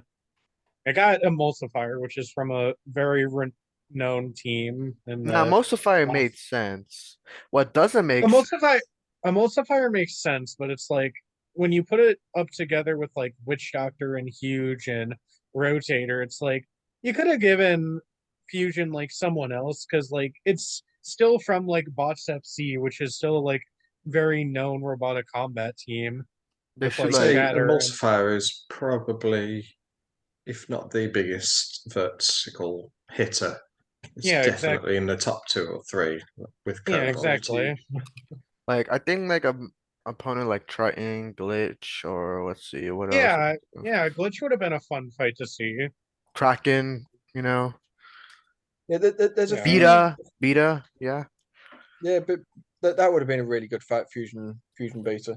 But I think there's a few robots that have had really savage draws, like Tantrum and a few others, where you think it's great to see that they're putting some top robots against top robots, but each series these machines do get improved and changed, and you do need some of those sort of more intermediate. I mean, I say intermediate teams. Almost everyone at Battlebots is effectively a professional team, um, but you do going against pure top tier robots is a very difficult way to shake down your machine, make sure all the bugs are worked out, and that's what we liked about the Captain Shred fights. It went in a way that we could get them easily enough, and we could spend some time slamming them around and sort of just getting the feel for fighting the robot again. And there's a few robots that I don't think have had that opportunity. They've been really thrown in the deep end, and yeah, it's if they come out with a 0-4 loss, they could still be one of the best machines in the competition. And yeah, it sort of paints them in a bad light on there. But yeah, it's I think a few people have really got the short straw on the draws, and yeah, Fusion's probably close to one of those. Absolutely, I would agree. But yeah, with the fusion rotator fight, I could talk about this one. I can't remember what the outcome is. So, um, the the one thing we do know is that fusion rarely lasts a full 3 minutes going at it without catching fire. A rotator's a really reliable robot that does last a full 3 minutes of constant hits. So if I was a betting man, I'd probably put my money on rotator for this one, just from taking the hits and lasting long Yeah. as not catching fire. Again, hats off to the Watcher guys, like being able to put two ridiculously powerful weapons into a single robot that still compacts is, yeah, incredible engineering. Yeah. I'll go ahead and talk about these next because Fusion Rotator. I'm actually going to take a risk, and I'm actually going to be predicting Fusion for this one. So wait, what's your reasoning here? So basically, I'll first mention this. I think the reason why they paired up Fusion and Rotator in this one is because like Fusion and Rotator are two similar designs where like they have one weapon on one side, one weapon on the other. So I think this one's really going to come down to driving right there. And I would say Victor Soto is definitely the better driver between him and Reese. Reese is also a great driver too. And I would definitely agree that Rotator is a more reliable robot. I like the weapon power in Fusion, and at least I think Fusion is more likely to do more damage to Rotator than Rotator to Fusion. But once again, it's going to come down to driving once again. But regardless, though, I think this is a must-win fight for Fusion. I think if they win this fight, I think they get in bracket at 2-2 because their first two fights, win and loss, were very high quality wins and losses right there. So But about this one at least, it's definitely going to be a tough one. I can absolutely see Rotator. Like, I definitely think odds are more likely in Rotator's favor with this one for reasons already mentioned. But I think Fusion could definitely have the possibility too. At least I like the damage capabilities of those two weapons and it's quite a bit too. And it's why I think Fusion's probably a one not to underestimate.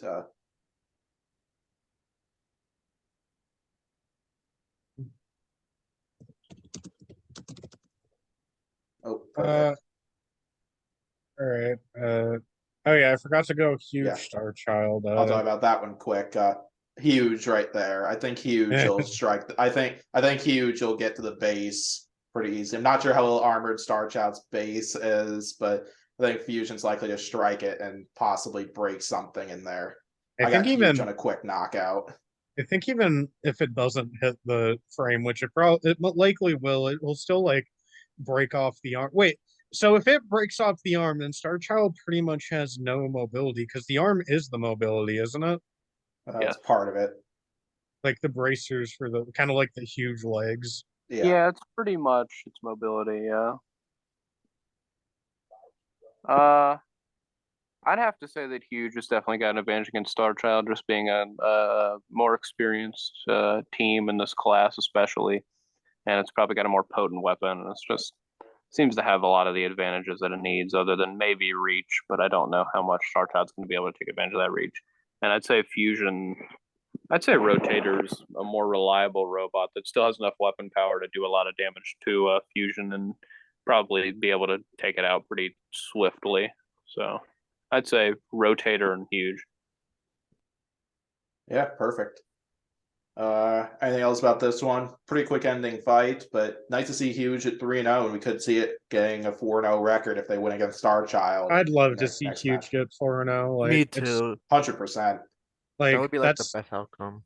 because like it's one of the first rookies we ever saw in like the Discovery era of BattleBots, and seeing it finally go undefeated in the regular season kind of just like puts a nice bow all together on Huge's insane BattleBot story so far. I know Jonathan has been kind of like frustrated about some of the Huge stuff in recent seasons, but seeing it finally go the way he wants is just beautiful to see. Hands down. Let's move on then. All right, lockjaw. So first appearance of Spitfire for this one. Drone that keeps coming back time and time again. driven by Logan Davis, who drove Sub-Zero last season for this one. And Wait, Logan Davis was actually there? yeah, Sub-Zero team joined up with Team Lockjaw for this season. Wait, so Sub-Zero retired? Probably. No. Okay, But I'm sad. yeah, Lockjaw came into this one with a fork configuration, and I think strategy definitely looked very much like they were wanting to avoid the weapon, but then eventually, because of engagement rules, probably why they ended up going weapon on weapon eventually and won the fight after flipping Glitch over. So this one, another relatively quick ending fight, and it was somewhat fun to see. So thoughts from everybody else on this one? So, Mantine, how was this episode of Lich? Yeah, Mantine, we gotta hear about that. We gotta hear about that. Oh, what are we hearing about? Oh, is this a mix up episode of Don't Kill Yourself on Glitch? Yep, apparently. Yeah. I mean, this is a real shocker, frankly. They took the show in a very particular direction in season 1 where, as the name would suggest, everything killed themselves on Glitch. But Lockjaw did not kill themselves on Glitch, although they gave it a good run because they did run directly into the weapon. But this season, I can actually give the team some slack because Glitch, moves, which is a lot. It's definitely a big improvement from last year where they struggled to get any sort of translational and a controllable movement. And everything just kind of drove into the weapon and killed themselves. And it was kind of like, well, that's really disheartening. And it made Glitch a somewhat overrated robot. But this season they're moving better. And even if it doesn't matter because the last 2 robots have absolutely nuked them, they've still definitely got the drive issues figured out, which is nice. But it seems like now everything else is kind of Glitch is killing itself. Yeah, Glitch in a very twisting turn of irony have began killing themselves, which is not good for them necessarily. I think that they probably spent a lot of their time trying to get the movement figured out because the Mechanum and Omni wheels and stuff like that are not an easy task to get figured out for anybody, especially a robot as low as that and as compact as it is, to have that much power in the weapon as well. I mean, they've got to have a lot of very complicated moving pieces going at once, and they haven't exactly gotten all of the pieces together. But I think if they can have the I guess reliability and power that they did the last season, but also have the ability to move a lot better like they do this season, if they could just put those 2 pieces together, they could be a really potent robot. And I think it's really unfortunate that they can't get that done. Yeah. Shout outs to Lockjaw for smoking a joint in the middle of this fight for the 8th fight in a row. It one hit, immediate blunt hit. It was, I mean, I get it, but you gotta cut back on that, Donald. It's a little bit of an addiction at this point. Not everybody can smoke the BBBN pack. Yeah, Lockjaw was heavy smoking the BBN back. Yeah. Lockjaw has been smoking on it for the past like 3 seasons. And it's kind of like, okay, guys. Yeah. I'm gonna go ahead and share my takes right off the bat, right off here, and then let some of the others and mention the one thing that I know of from this thing. Basically with Glitch, at least, definitely the weapon looked good in this one. The drive looked good in this one because we got to see quite a bit out of that. It was working really well, and they were doing a good job of keeping their front towards Lockjaw because Glitch would probably rather go weapon on weapon than let Lockjaw get to the side to the backside. However, it looks like their big issue right now is being able to drive upside down. From what it sounds like, from what they've said on Discord, the same server, in the test box, they have been able to get movement while upside down. It's not pretty, but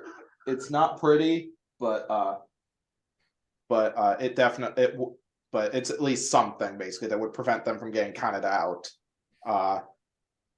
But then it sounds like they're having issues with the floor or something like that, just getting the traction needed for this one. And that seems to be the issue that they've been having in the Riptide fight and this fight. So, yeah, with Lockjaw, I think Mantine pretty much has said everything right there. And I don't think there's much that I really have to talk about there remaining. So, Anybody else want to talk about this matchup then?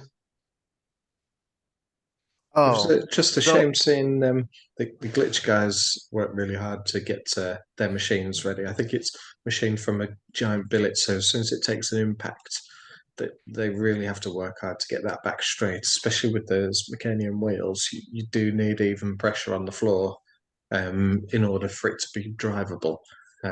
So every time I saw them in the pits, that they were really working hard on trying to get those frames back straight again.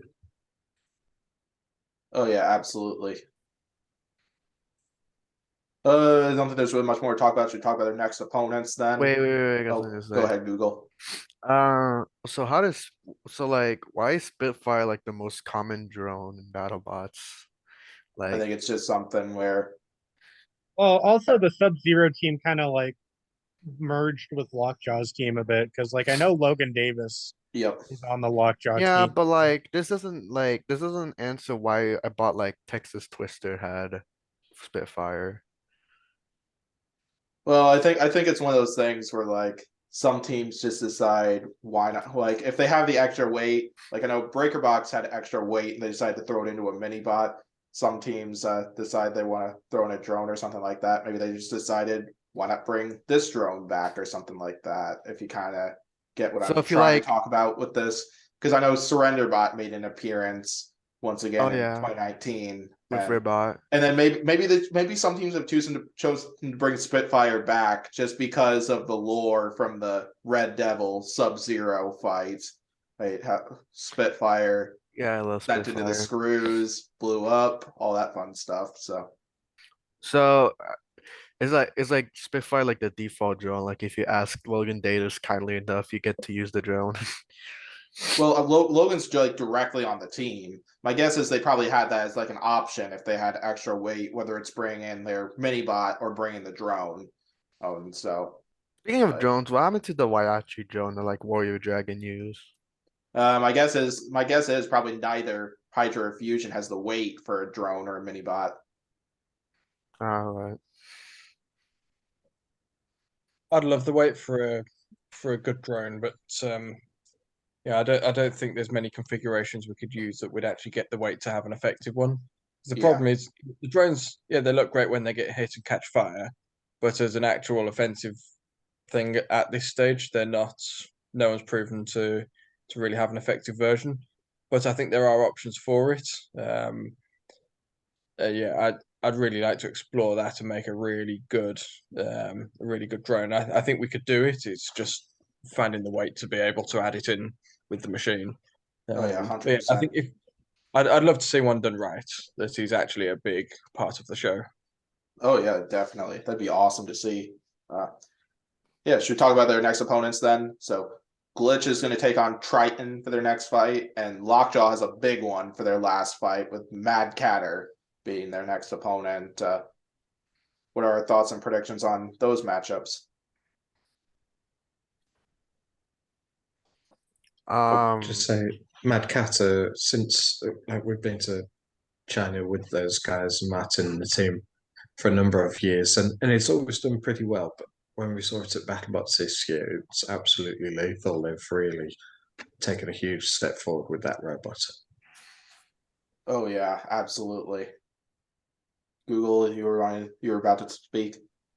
oh yeah, like I said last time, Triton is absolutely gonna destroy Glitch. Like I said, Lockjaw Mad Catter. I think Lockjaw could actually win this one.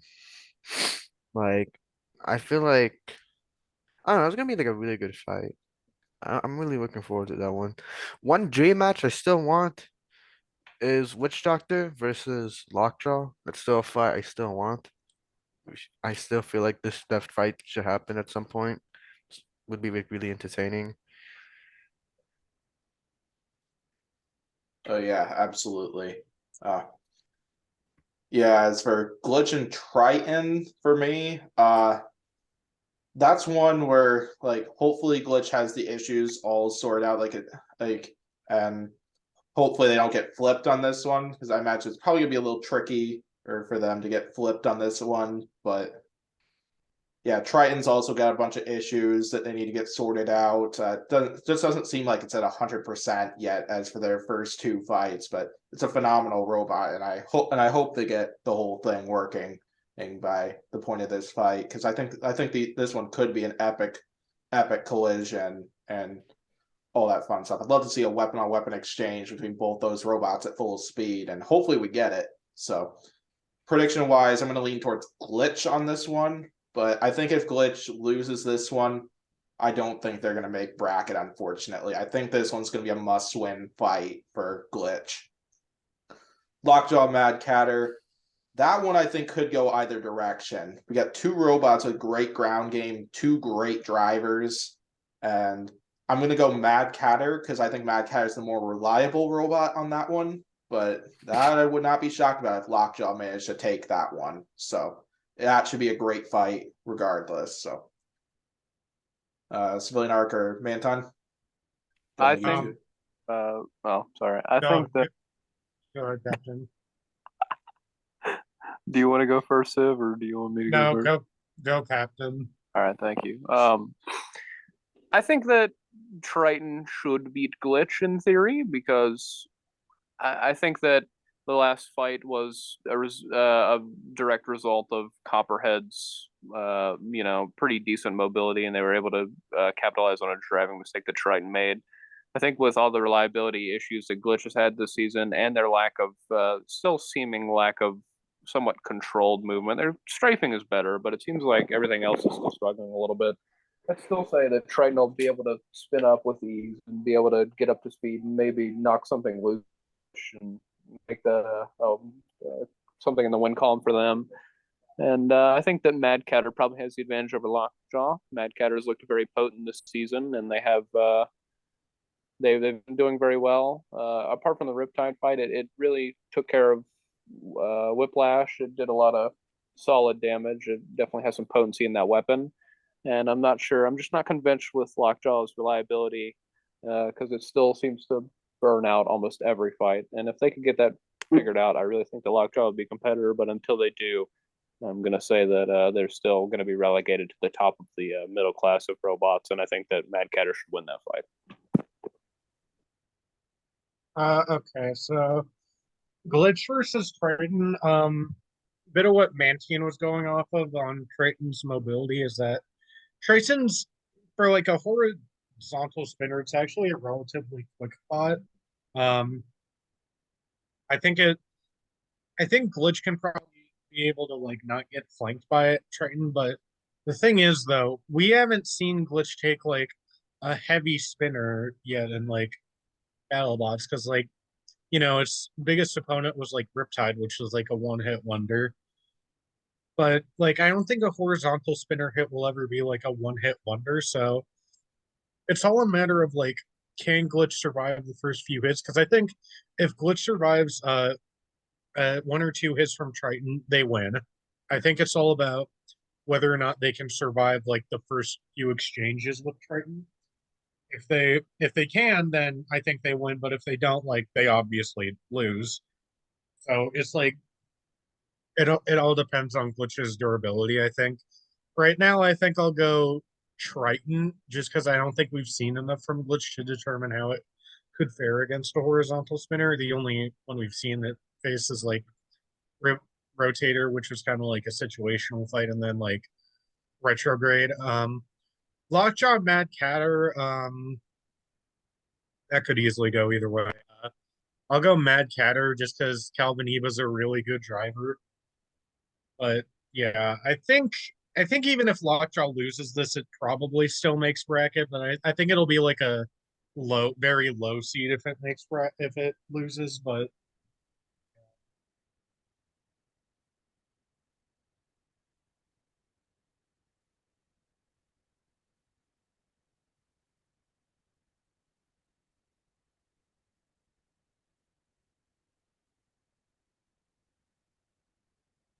Oh, anything else, Civ, or uh, did your internet cut out or something?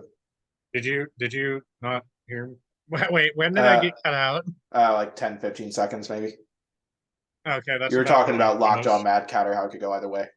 Yeah, I'm gonna go Mad Catter because Mad Catter, like you said, is more reliable, and Lockjaw's. I feel like even if Lockjaw loses, that still makes bracket the like a low seed.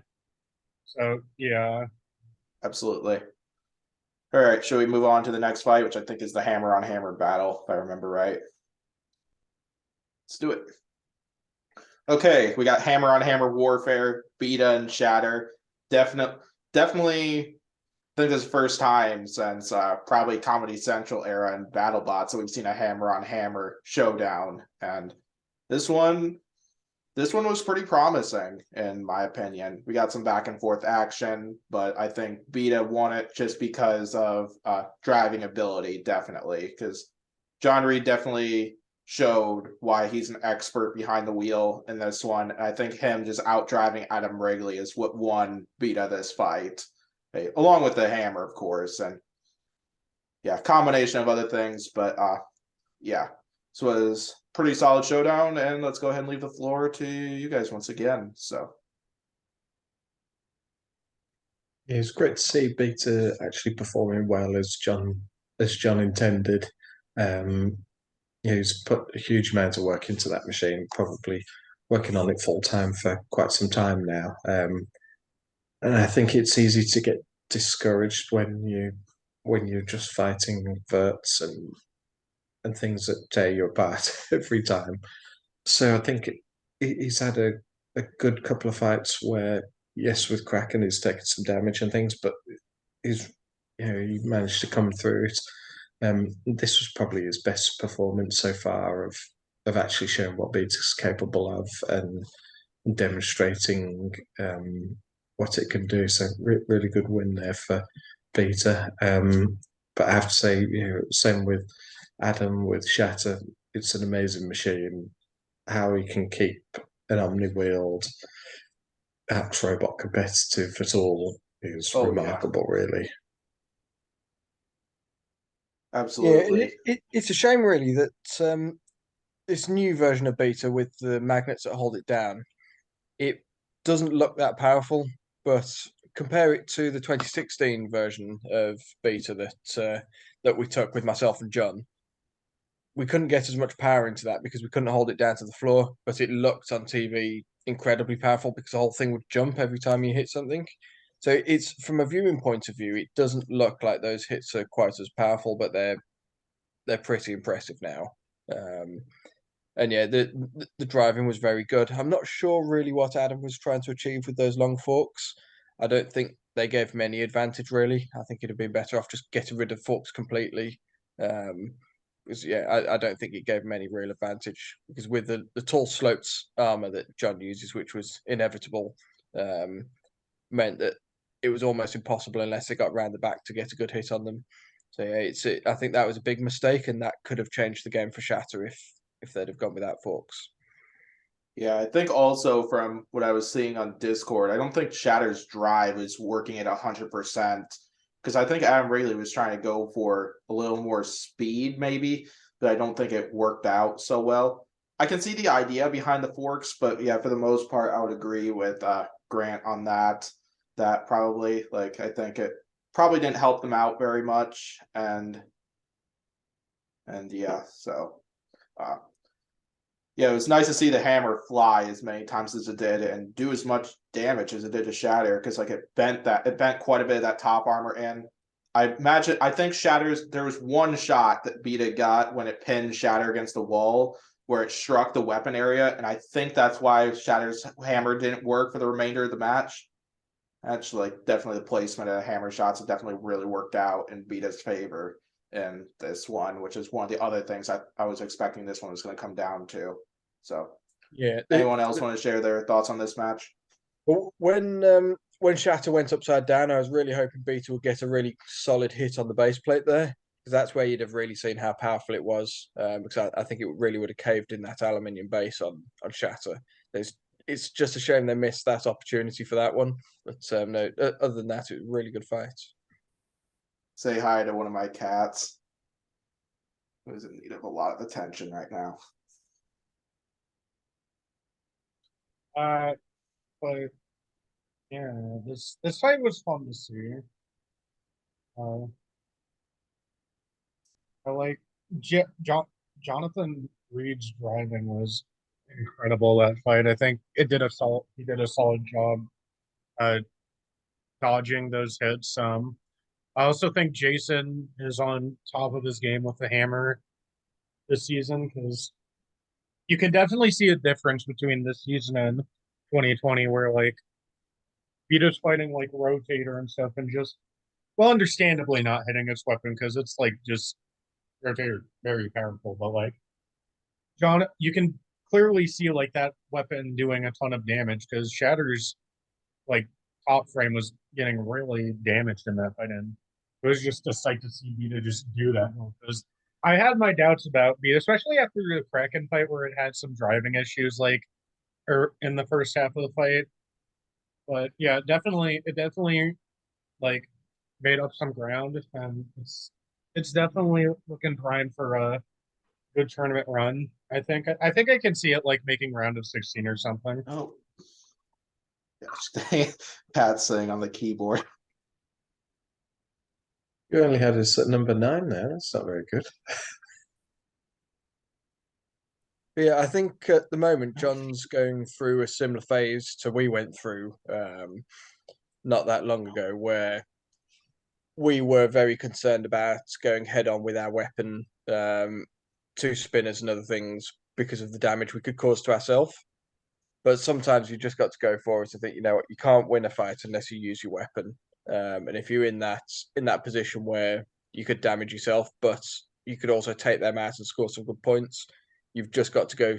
You've just got to go for it and try and control the fight. Otherwise, you're just not going to win. I think having Jason on the team, um, similar to when I was on back in 2016, and you just think you've just got to go for every opportunity. I think is a massive benefit because otherwise, if you try and protect your robot too much, that opportunity gets missed, and yeah, it doesn't go down well with fans, and it doesn't make a great fight. But yeah, it's putting on a great performance, and I think one of the key things with this fight is this is the first fight that it looks like it's driven well, and the hammers work reliably, and it's done what it should do, and that'll give John a massive boost of confidence going into his next fights. Oh yeah, hands down. Because yeah, it was driving well. The hammer was working great, and definitely without a doubt, it looked awesome in this one. And hopefully, we get to see a lot of that stuff going forward, and see this kind of success within Vita. Hopefully, Shatter bounces back from that loss as well, because like it's had 2 tough opponents so far, or one of them being Huge, who has a huge design advantage against Shatter. No pun intended, right there, and definitely Vita was going to be a tough one as well. Combination of John's driving abilities and that Shatter is pretty vulnerable to hammers too. Just like, yeah. So let's go ahead and talk about their next opponents, unless if anybody else has anything else to say about this match. We already talked about Vita and Black Dragon, so stick with Shatter. It's got Horizon for the next one. So, as for me, a little bit of a weird matchup for Shatter right there, because like Horizon definitely hasn't performed as well as some other robots, but like the geometry within that robot's definitely a bit odd for most hammer robots, I feel, and that could present a little bit of troubles. But I think this is another must-win fight for Shatter. I think I'm leaning towards Shatter on this one, but I'd love to see Horizon pull it off because I love the concepts that robot is bringing to Battlebots for this season. It's incredible stuff to see. So, anybody else want to share their opinions on Shatter and Horizon? That seems like a that seems like a win for Shadow, honestly. I think we already discussed enough for Horizon Shatter. Fair. Civilian Arc, you got anything you want to say quick? Yeah, I'm probably gonna go Shatter here just because Horizon hasn't been looking the greatest, and I think you gotta like chip away hardly at like Shatter to like really get at it because that armor that Shatter has, it's hard to get through, especially with Adam Ridley's driving. And it's gonna be hard to get to Shatter with that, and I don't think he can really do anything. So I'm just gonna go Shatter here. Definitely. Anything else? Should we get to? I think it's Terratops and Slammo next. Let's do it. All right, 2 fights left to go, and we got another battle between alternates for this one. And yeah, Slammo and Terratops both making their Battlebots debut, at least for this version. The design, we've seen Slammo in the past. Terratops, this is their first time within the Battlebots, and Terratops look pretty promising in this one, and definitely used the lifter and spinner combo to their advantage pretty well. Used the lifter to knock Slammo off balance, set it up for a huge hit from that vertical spinner, and definitely earned that victory. And has a lot of people saying in the community, maybe Terratops should have been in the top 50 for this season. Should have had one of those 50 spots. But yeah, definitely was a great showing, and I think we should definitely talk about this one. What's everyone's thoughts on this one? Terratops, I have to say, did an incredible job given that's their first outing. I don't know much about the team, whether they've been to other weights competitions or anything, but yeah, it's a really nice machine, really well built. To have something reliable in its first battle is a huge achievement. Had a good chat with them before and after the battle, and yeah, really nice guys who put a lot of work and a lot of thought into the machine. So it's nice to be able to demonstrate what it can do on this kind of stage. So yeah, really pleased for them. But as far as like who should be in the top 50, we had this exact same problem with Robot Wars, and you're picking them, and 1 minute you think, yeah, that robot should be given the opportunity, and but then you go, well, who do you take out? It's so difficult to do that, but as a TV show, you do need to have fresh faces, and we know that there'll be one day where we either have to step back from the sport or give somebody else the next opportunity. And it's really difficult to know when the right moment for that is, but yeah, we should certainly be seeing more new teams like this who are doing something a bit different or trying something unique. Yeah, it'd be great to see more of them on the show. Absolutely. Yeah, I think this has shown that they've got good potential is the key thing for the team. Although they didn't make it in the top 50 to get multiple fights, I think this has been a great sort of eye opener to show firsthand to Battlebots what this machine is capable of, and it's been a good rundown for them to find any little niggly issues and things just to be able to put a good pitch together to try and get on the show properly for next season. I think that's the important thing for the team to take away from this. Not that they didn't have as many fights as everyone else, but that this has been a really good first-hand opportunity to get in front of Greg and Trey and say, look, this is what our machine can do. This is the first attempt. When we make some improvements, it is well worthy of being in the top 50. And it's nice, although it doesn't look that unique from the get-go. The idea of having the static spinner with the lifters either side on this type machine actually seems to work really well.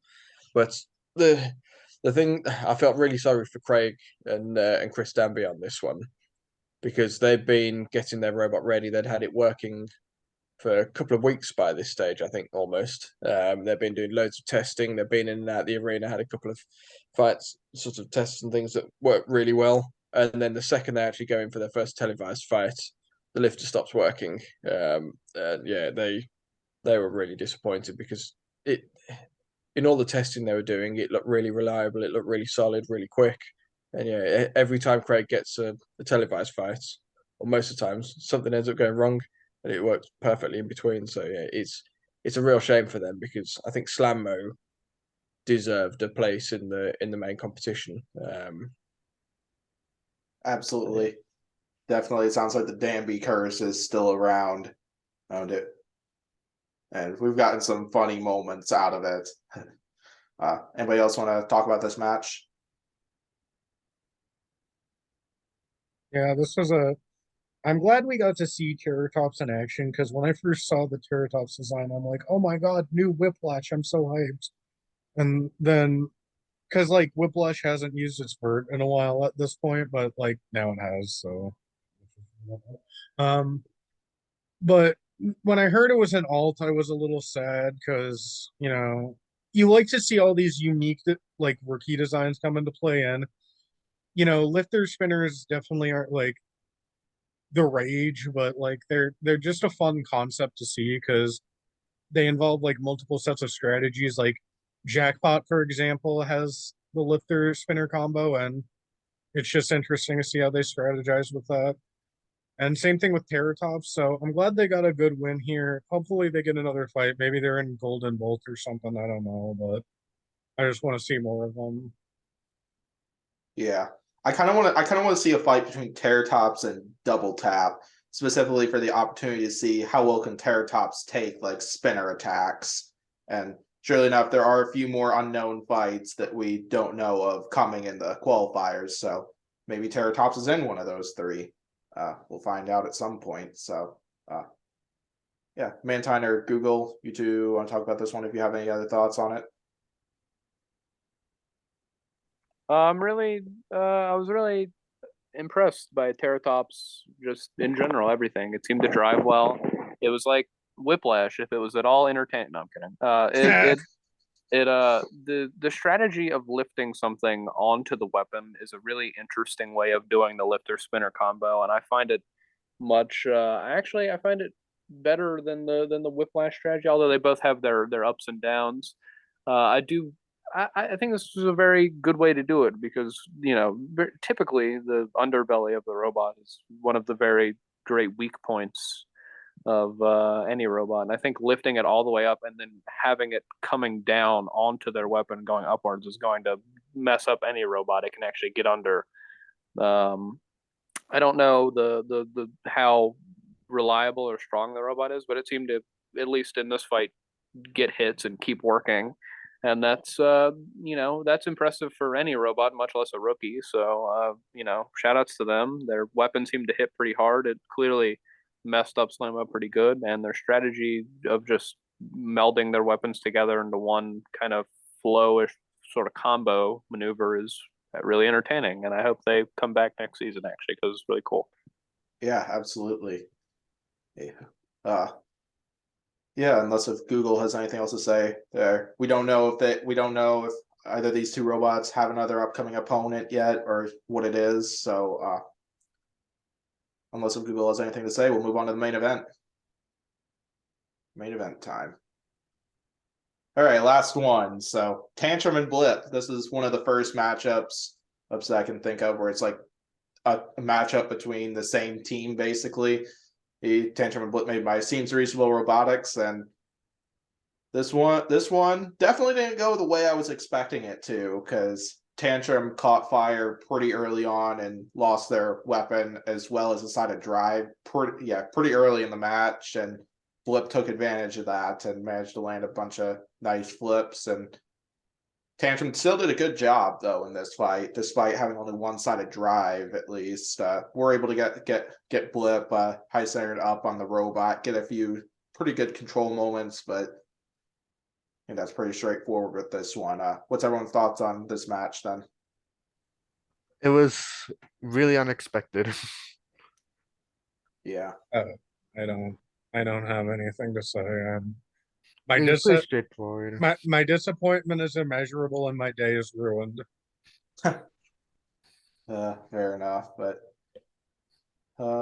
yeah, so sad to see the champ have another issue kind of hold them back in this one and end up being at 2 losses. Good job to Blip for being able to come out with the win on this one, because I think this was a much needed victory for this one, and I'm sure for probably both these robots, probably their next fight's probably also a much needed victory there. And they both kind of have interesting tests coming for this one. Blip's got another flipper, with that being the rookie flipper Banshee, and then Tantrum. That I'm really looking forward to that fight with Whiplash. I think that's going to be epic. And definitely gonna be a great driving match to see. What's everyone's thoughts on that one? So I don't think there's really much more to talk about with that I haven't already mentioned. So, and we have to say hats off to the guys that produced 2 really good robots there. We know Aaron. We've fought one of the first versions of Tantrum over in King of Bots. He's really honest, really knowledgeable guy, and his whole team they're really nice to work with. They have a great big pits area, and they let us spend like 2 hours in their pits area trying to press our armor back straight after the Black Dragon fight.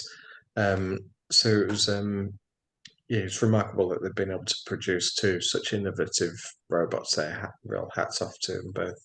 Hands down. Plus, also shout out to the fact that Aaron Hill and I went to the same, or well, I'm currently attending it. He went to the same college that I'm currently attending, which is always super cool. And it sounds like Aaron hinted when he made an appearance on the podcast, the episode where Tantrum won the whole thing last season. They hinted that there's a third robot that they look to intend to put together at some point. They got something new in mind, and yeah, regardless of what they do for next season, I think it should be epic. So. Yeah, absolutely. Well, the thing is with all these sorts of machines, is they're so difficult, especially when something like this is so compact and so well designed, that for them to make a big change to Tantrum or Blip is an entire redesign of the machine. And I guess that'll dictate whether they decide to make that third robot sort of idea that they've had, or whether they stick to both of these current designs. But I think both of them still have a lot of potential left in them. Absolutely.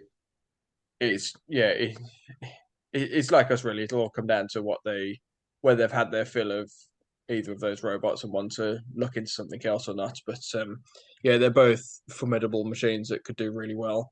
And you say although Tantrum's down two fights, they've all four of their fights are incredibly difficult fights. So they might get 2-0 or 2-2 or 4-0 or 3-0 whatever. But yeah, it doesn't really represent how good their machine is on there. Absolutely. So yeah, I'll talk about with regards to the Whiplash fight. Obviously, Tantrum's incredibly quick, really well driven. They're very well driven recently, and Whiplash has always been a robot I've always thought was one of the better driven machines and quick. So this will be quite an exciting fight. Hopefully, a very fast paced match. I like Whiplash because they don't really play the ground game. You haven't got any of this slow sort of trying to get around people. They're just full speed and trying to get it. So I think whichever way this goes, it'll be a really exciting sort of fast paced fight. Absolutely. Yeah, I'll share my predictions. So Blip and Banshee, I'm gonna lean towards Blip on that one. And just because I feel like there's a little more experience, and Banshee's flipper doesn't seem to be fully at 100% exactly, but Banshee did look pretty good in the Valkyrie fight, and we'll see how it does because it fights Emulsifier sometime in between in this match and Blip and Banshee. So which that could get interesting pretty quickly. So and then Tantrum and Whiplash, that could go either way. Like that's a full out driving match between both those robots. I think I'm gonna agree and go Whiplash on that one, but I think that one could have huge playoff implications because Whiplash is currently at 0-2, and soon they'll have that fight with Monsoon, whatever episode that is. And regardless though, like Tantrum, Whiplash, Blip, all like what Grant said, have had really hard schedules so far. Because like Blip started off with two opponents who are probably two of the worst matchups for it, in my opinion. Then Tantrum had a bunch of hard opponents. Whiplash has had a bunch of hard opponents too. Like Whiplash has gotten 4 vertical spinners for their qualifiers, which is insane. And definitely like Grant said, record doesn't exactly show everything, but yeah, hopefully we'll get to see bounce backs from Whiplash and all that stuff. The fact that Whiplash has a actual chance of going 0-4 makes me kind of sad. Oh yeah. Whiplash has always had high potential to win the whole thing. And there's been a couple seasons where I thought they were gonna win the whole thing, and just because like it's that well built of a robot and just that well driven as well, even if Mantine doesn't like it. Anybody else want to share their predictions for those two matchups? Blip versus Blip versus Banshee. I'm sorry, David. I love you, but you, it's kind of it's an unfortunate match to be in, but I think Blip's just gonna win. Um, Tantrum versus Whiplash. I think it's hard because you kind of need to see more from Whiplash. You need like that third fight to really like get in your head what's gonna happen because like Tantrum's had 3 fights for us to like get that full clear image of how it's looking, whereas Whiplash, it's only really had those 2 fights and they've all kind of been not like quick knockouts, but like they haven't lasted for long periods of time. I guess by that merit, I'll go Tantrum just because it does look like Whiplash is having some driving struggles. Um, but so yeah, I'll go Tantrum here. I wonder what Mantine's opinion on that fight will be. I wonder what his opinion would be on that fight. Well, it's funny you mentioned that. So, Whiplash is going 0-4. LOL, if I can say so myself. I think that Whiplash has been having a lot of issues this season. Clearly, their spinner has pretty much broken down in every single fight they've been in. Their whole robot has. This shows one of the glaring flaws of Whiplash that if you hit anything that's not the wedge, it's essentially made of paper mache, which is kind of troublesome if you don't have your main weapon operating and you have to go 3 minutes by winning a, essentially just with a lifter against the stiff competition of the day. It's always going to be a struggle. I think that Tantrum has the speed and the maneuverability to defeat Whiplash here. I feel like if Whiplash can't get their disc troubles figured out, then they will definitely lose this fight. I think with all of the issues they're having in general, they're probably gonna struggle in this fight, especially against the champ. As for Blip, I think it was a very necessary win here, and I feel like I know people were saying a lot of stuff about how blah blah blah, so it was rigged, whatever. But I mean, even if somehow it theoretically was, that would have been an actually really smart idea if you wouldn't have gone full out against Blip here. Because if Blip wins this, it did win. If it beats Banshee, it's 2-2. It's probably going to get in. And Tantrum, on merit of being the champion, is pretty much going to get in on strength of schedule alone. So I feel like if the Reddit conspiracy theorist, ancient alien watching people are gonna say that they rigged this fight, then even if they did, it would have been a very smart move, in my opinion. And I don't think there's anything necessarily wrong with maybe not going full out on one of your team's robots. I think the Blip should win this next fight pretty easily and probably sneak its way into the bracket on a low seed. And if Tantrum wins this, it'll probably be in a mid seed. And even if it loses this, I think it probably still has a shot of getting in. The fight itself, it was good to see Blip do some work. It was a shame that Tantrum wasn't at full power, but it was a good showing from Blip nonetheless, and it should aid them in getting into the bracket. So, no, nothing too bad there. Absolutely. Any other opinions on this fight, or really just the entire fight card? All I will say is when it comes to Whiplash, they were next to us in the battery tents, and they were having major issues moving to brushless with the speed controllers and things. And I know Rory Mangles was in there a lot, trying to help them get that up and running. Once if they do get that going, that should be a big advantage. But I think one of the key things for me is that you look at all the robots, you compare it to either Blip, Tantrum, Endgame, any of the other robots, Quantum. They're all very highly engineered machines. There's a lot of cost involved. There's a lot of work and time involved on CNC machines and things like that. And it's really nice for me to see a team like Whiplash, who are effectively a family team, pretty well a garage build. There's nothing that almost any of the viewers at home couldn't do. And to see that that's performed so well and nearly won the tournament once or twice is pretty impressive to me. So I've got a lot of respect for the Whiplash team, and I really do want to see them do very well. And I think for them to do well would be really good to show that you don't need to have all the money in the world. You don't need to have all the best equipment in the world to build. If you've got the right ideas and the skills, you can put together a mighty good machine and compete with some of the best in the world. And that for me is why I'd love Whiplash to go really far in the competition. Oh yeah, hands down. Yeah. Whiplash is one of quite a few robots that I want to that I really want to see go far and win the whole thing who haven't won it already. Like Whiplash, Sawblaze, Rotator, or those robots are like all on that list. And plus, not to mention that Whiplash, according to Matty Vasquez, before the Hypershock fight, they're short-staffed this year since Jason Vasquez couldn't make it due to school stuff. I think from what they said on there, and still great that they were able to put the whole thing together and get it to run pretty well, even if they are at 2 losses. So, yeah, hopefully we'll see a bounce back from Whiplash in the Monsoon fight or this fight as well, and get to see some incredible stuff. So that's the problem. We really like Whiplash, but we also root for the UK teams as well. So yeah, it's hard to pick who we want to win out of their next fights. absolutely, like there's so many robots with potential this year to win the whole thing. Like, yeah, this is it always gets to be more intense of a competition every single season, and sure enough, that's the same this year. So,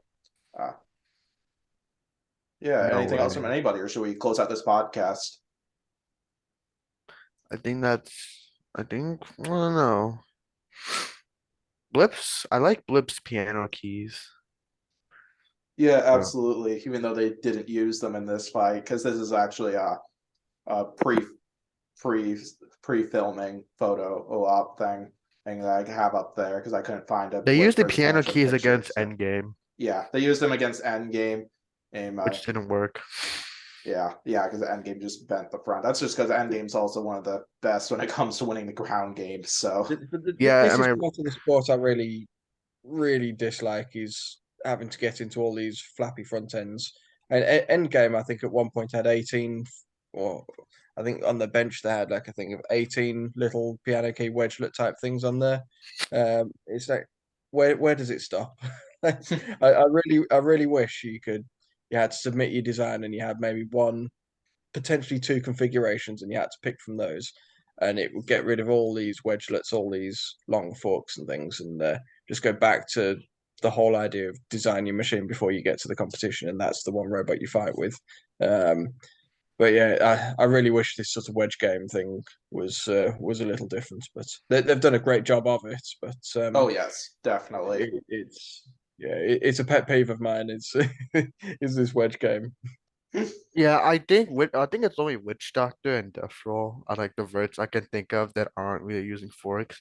And even then, doesn't Witch Doctor have like those really tiny forks that they put on the little wedges? Oh, they did that. They used those for the glitch fight last season, but then I don't think they've used them ever since, from what I can think of. Good, because the entire point of Witch Doctor is that it's reach, not ground game. Yeah, because I think Witch Doctor is having a little. I think it was a little bit harder for Mike to drive Witch Doctor from the looks of it, based on how they drove in that fight glitch, even though they won that fight. So, yeah, should we close out this podcast then? Yeah. All right, so thanks to everybody for watching this podcast. Like, subscribe as usual. Check out everybody's YouTube channels, which will be linked down below, and then check out social media for Quantum. I'll plan on linking a lot of that stuff down below. Thanks to James and Grant for coming and hang out with us. It was great having you both on this thing, and absolute honor to get to talk to you both on this one. Yeah, thank you very much for inviting us. It's nice to chat to you guys, and yeah, hopefully join you again soon. Absolutely, we'd love to have you all both on once again, and it was definitely a great time and a great chat. So. No, thank you very much. And yeah, hopefully, again, thanks for watching this podcast, and I'll see you for the next video.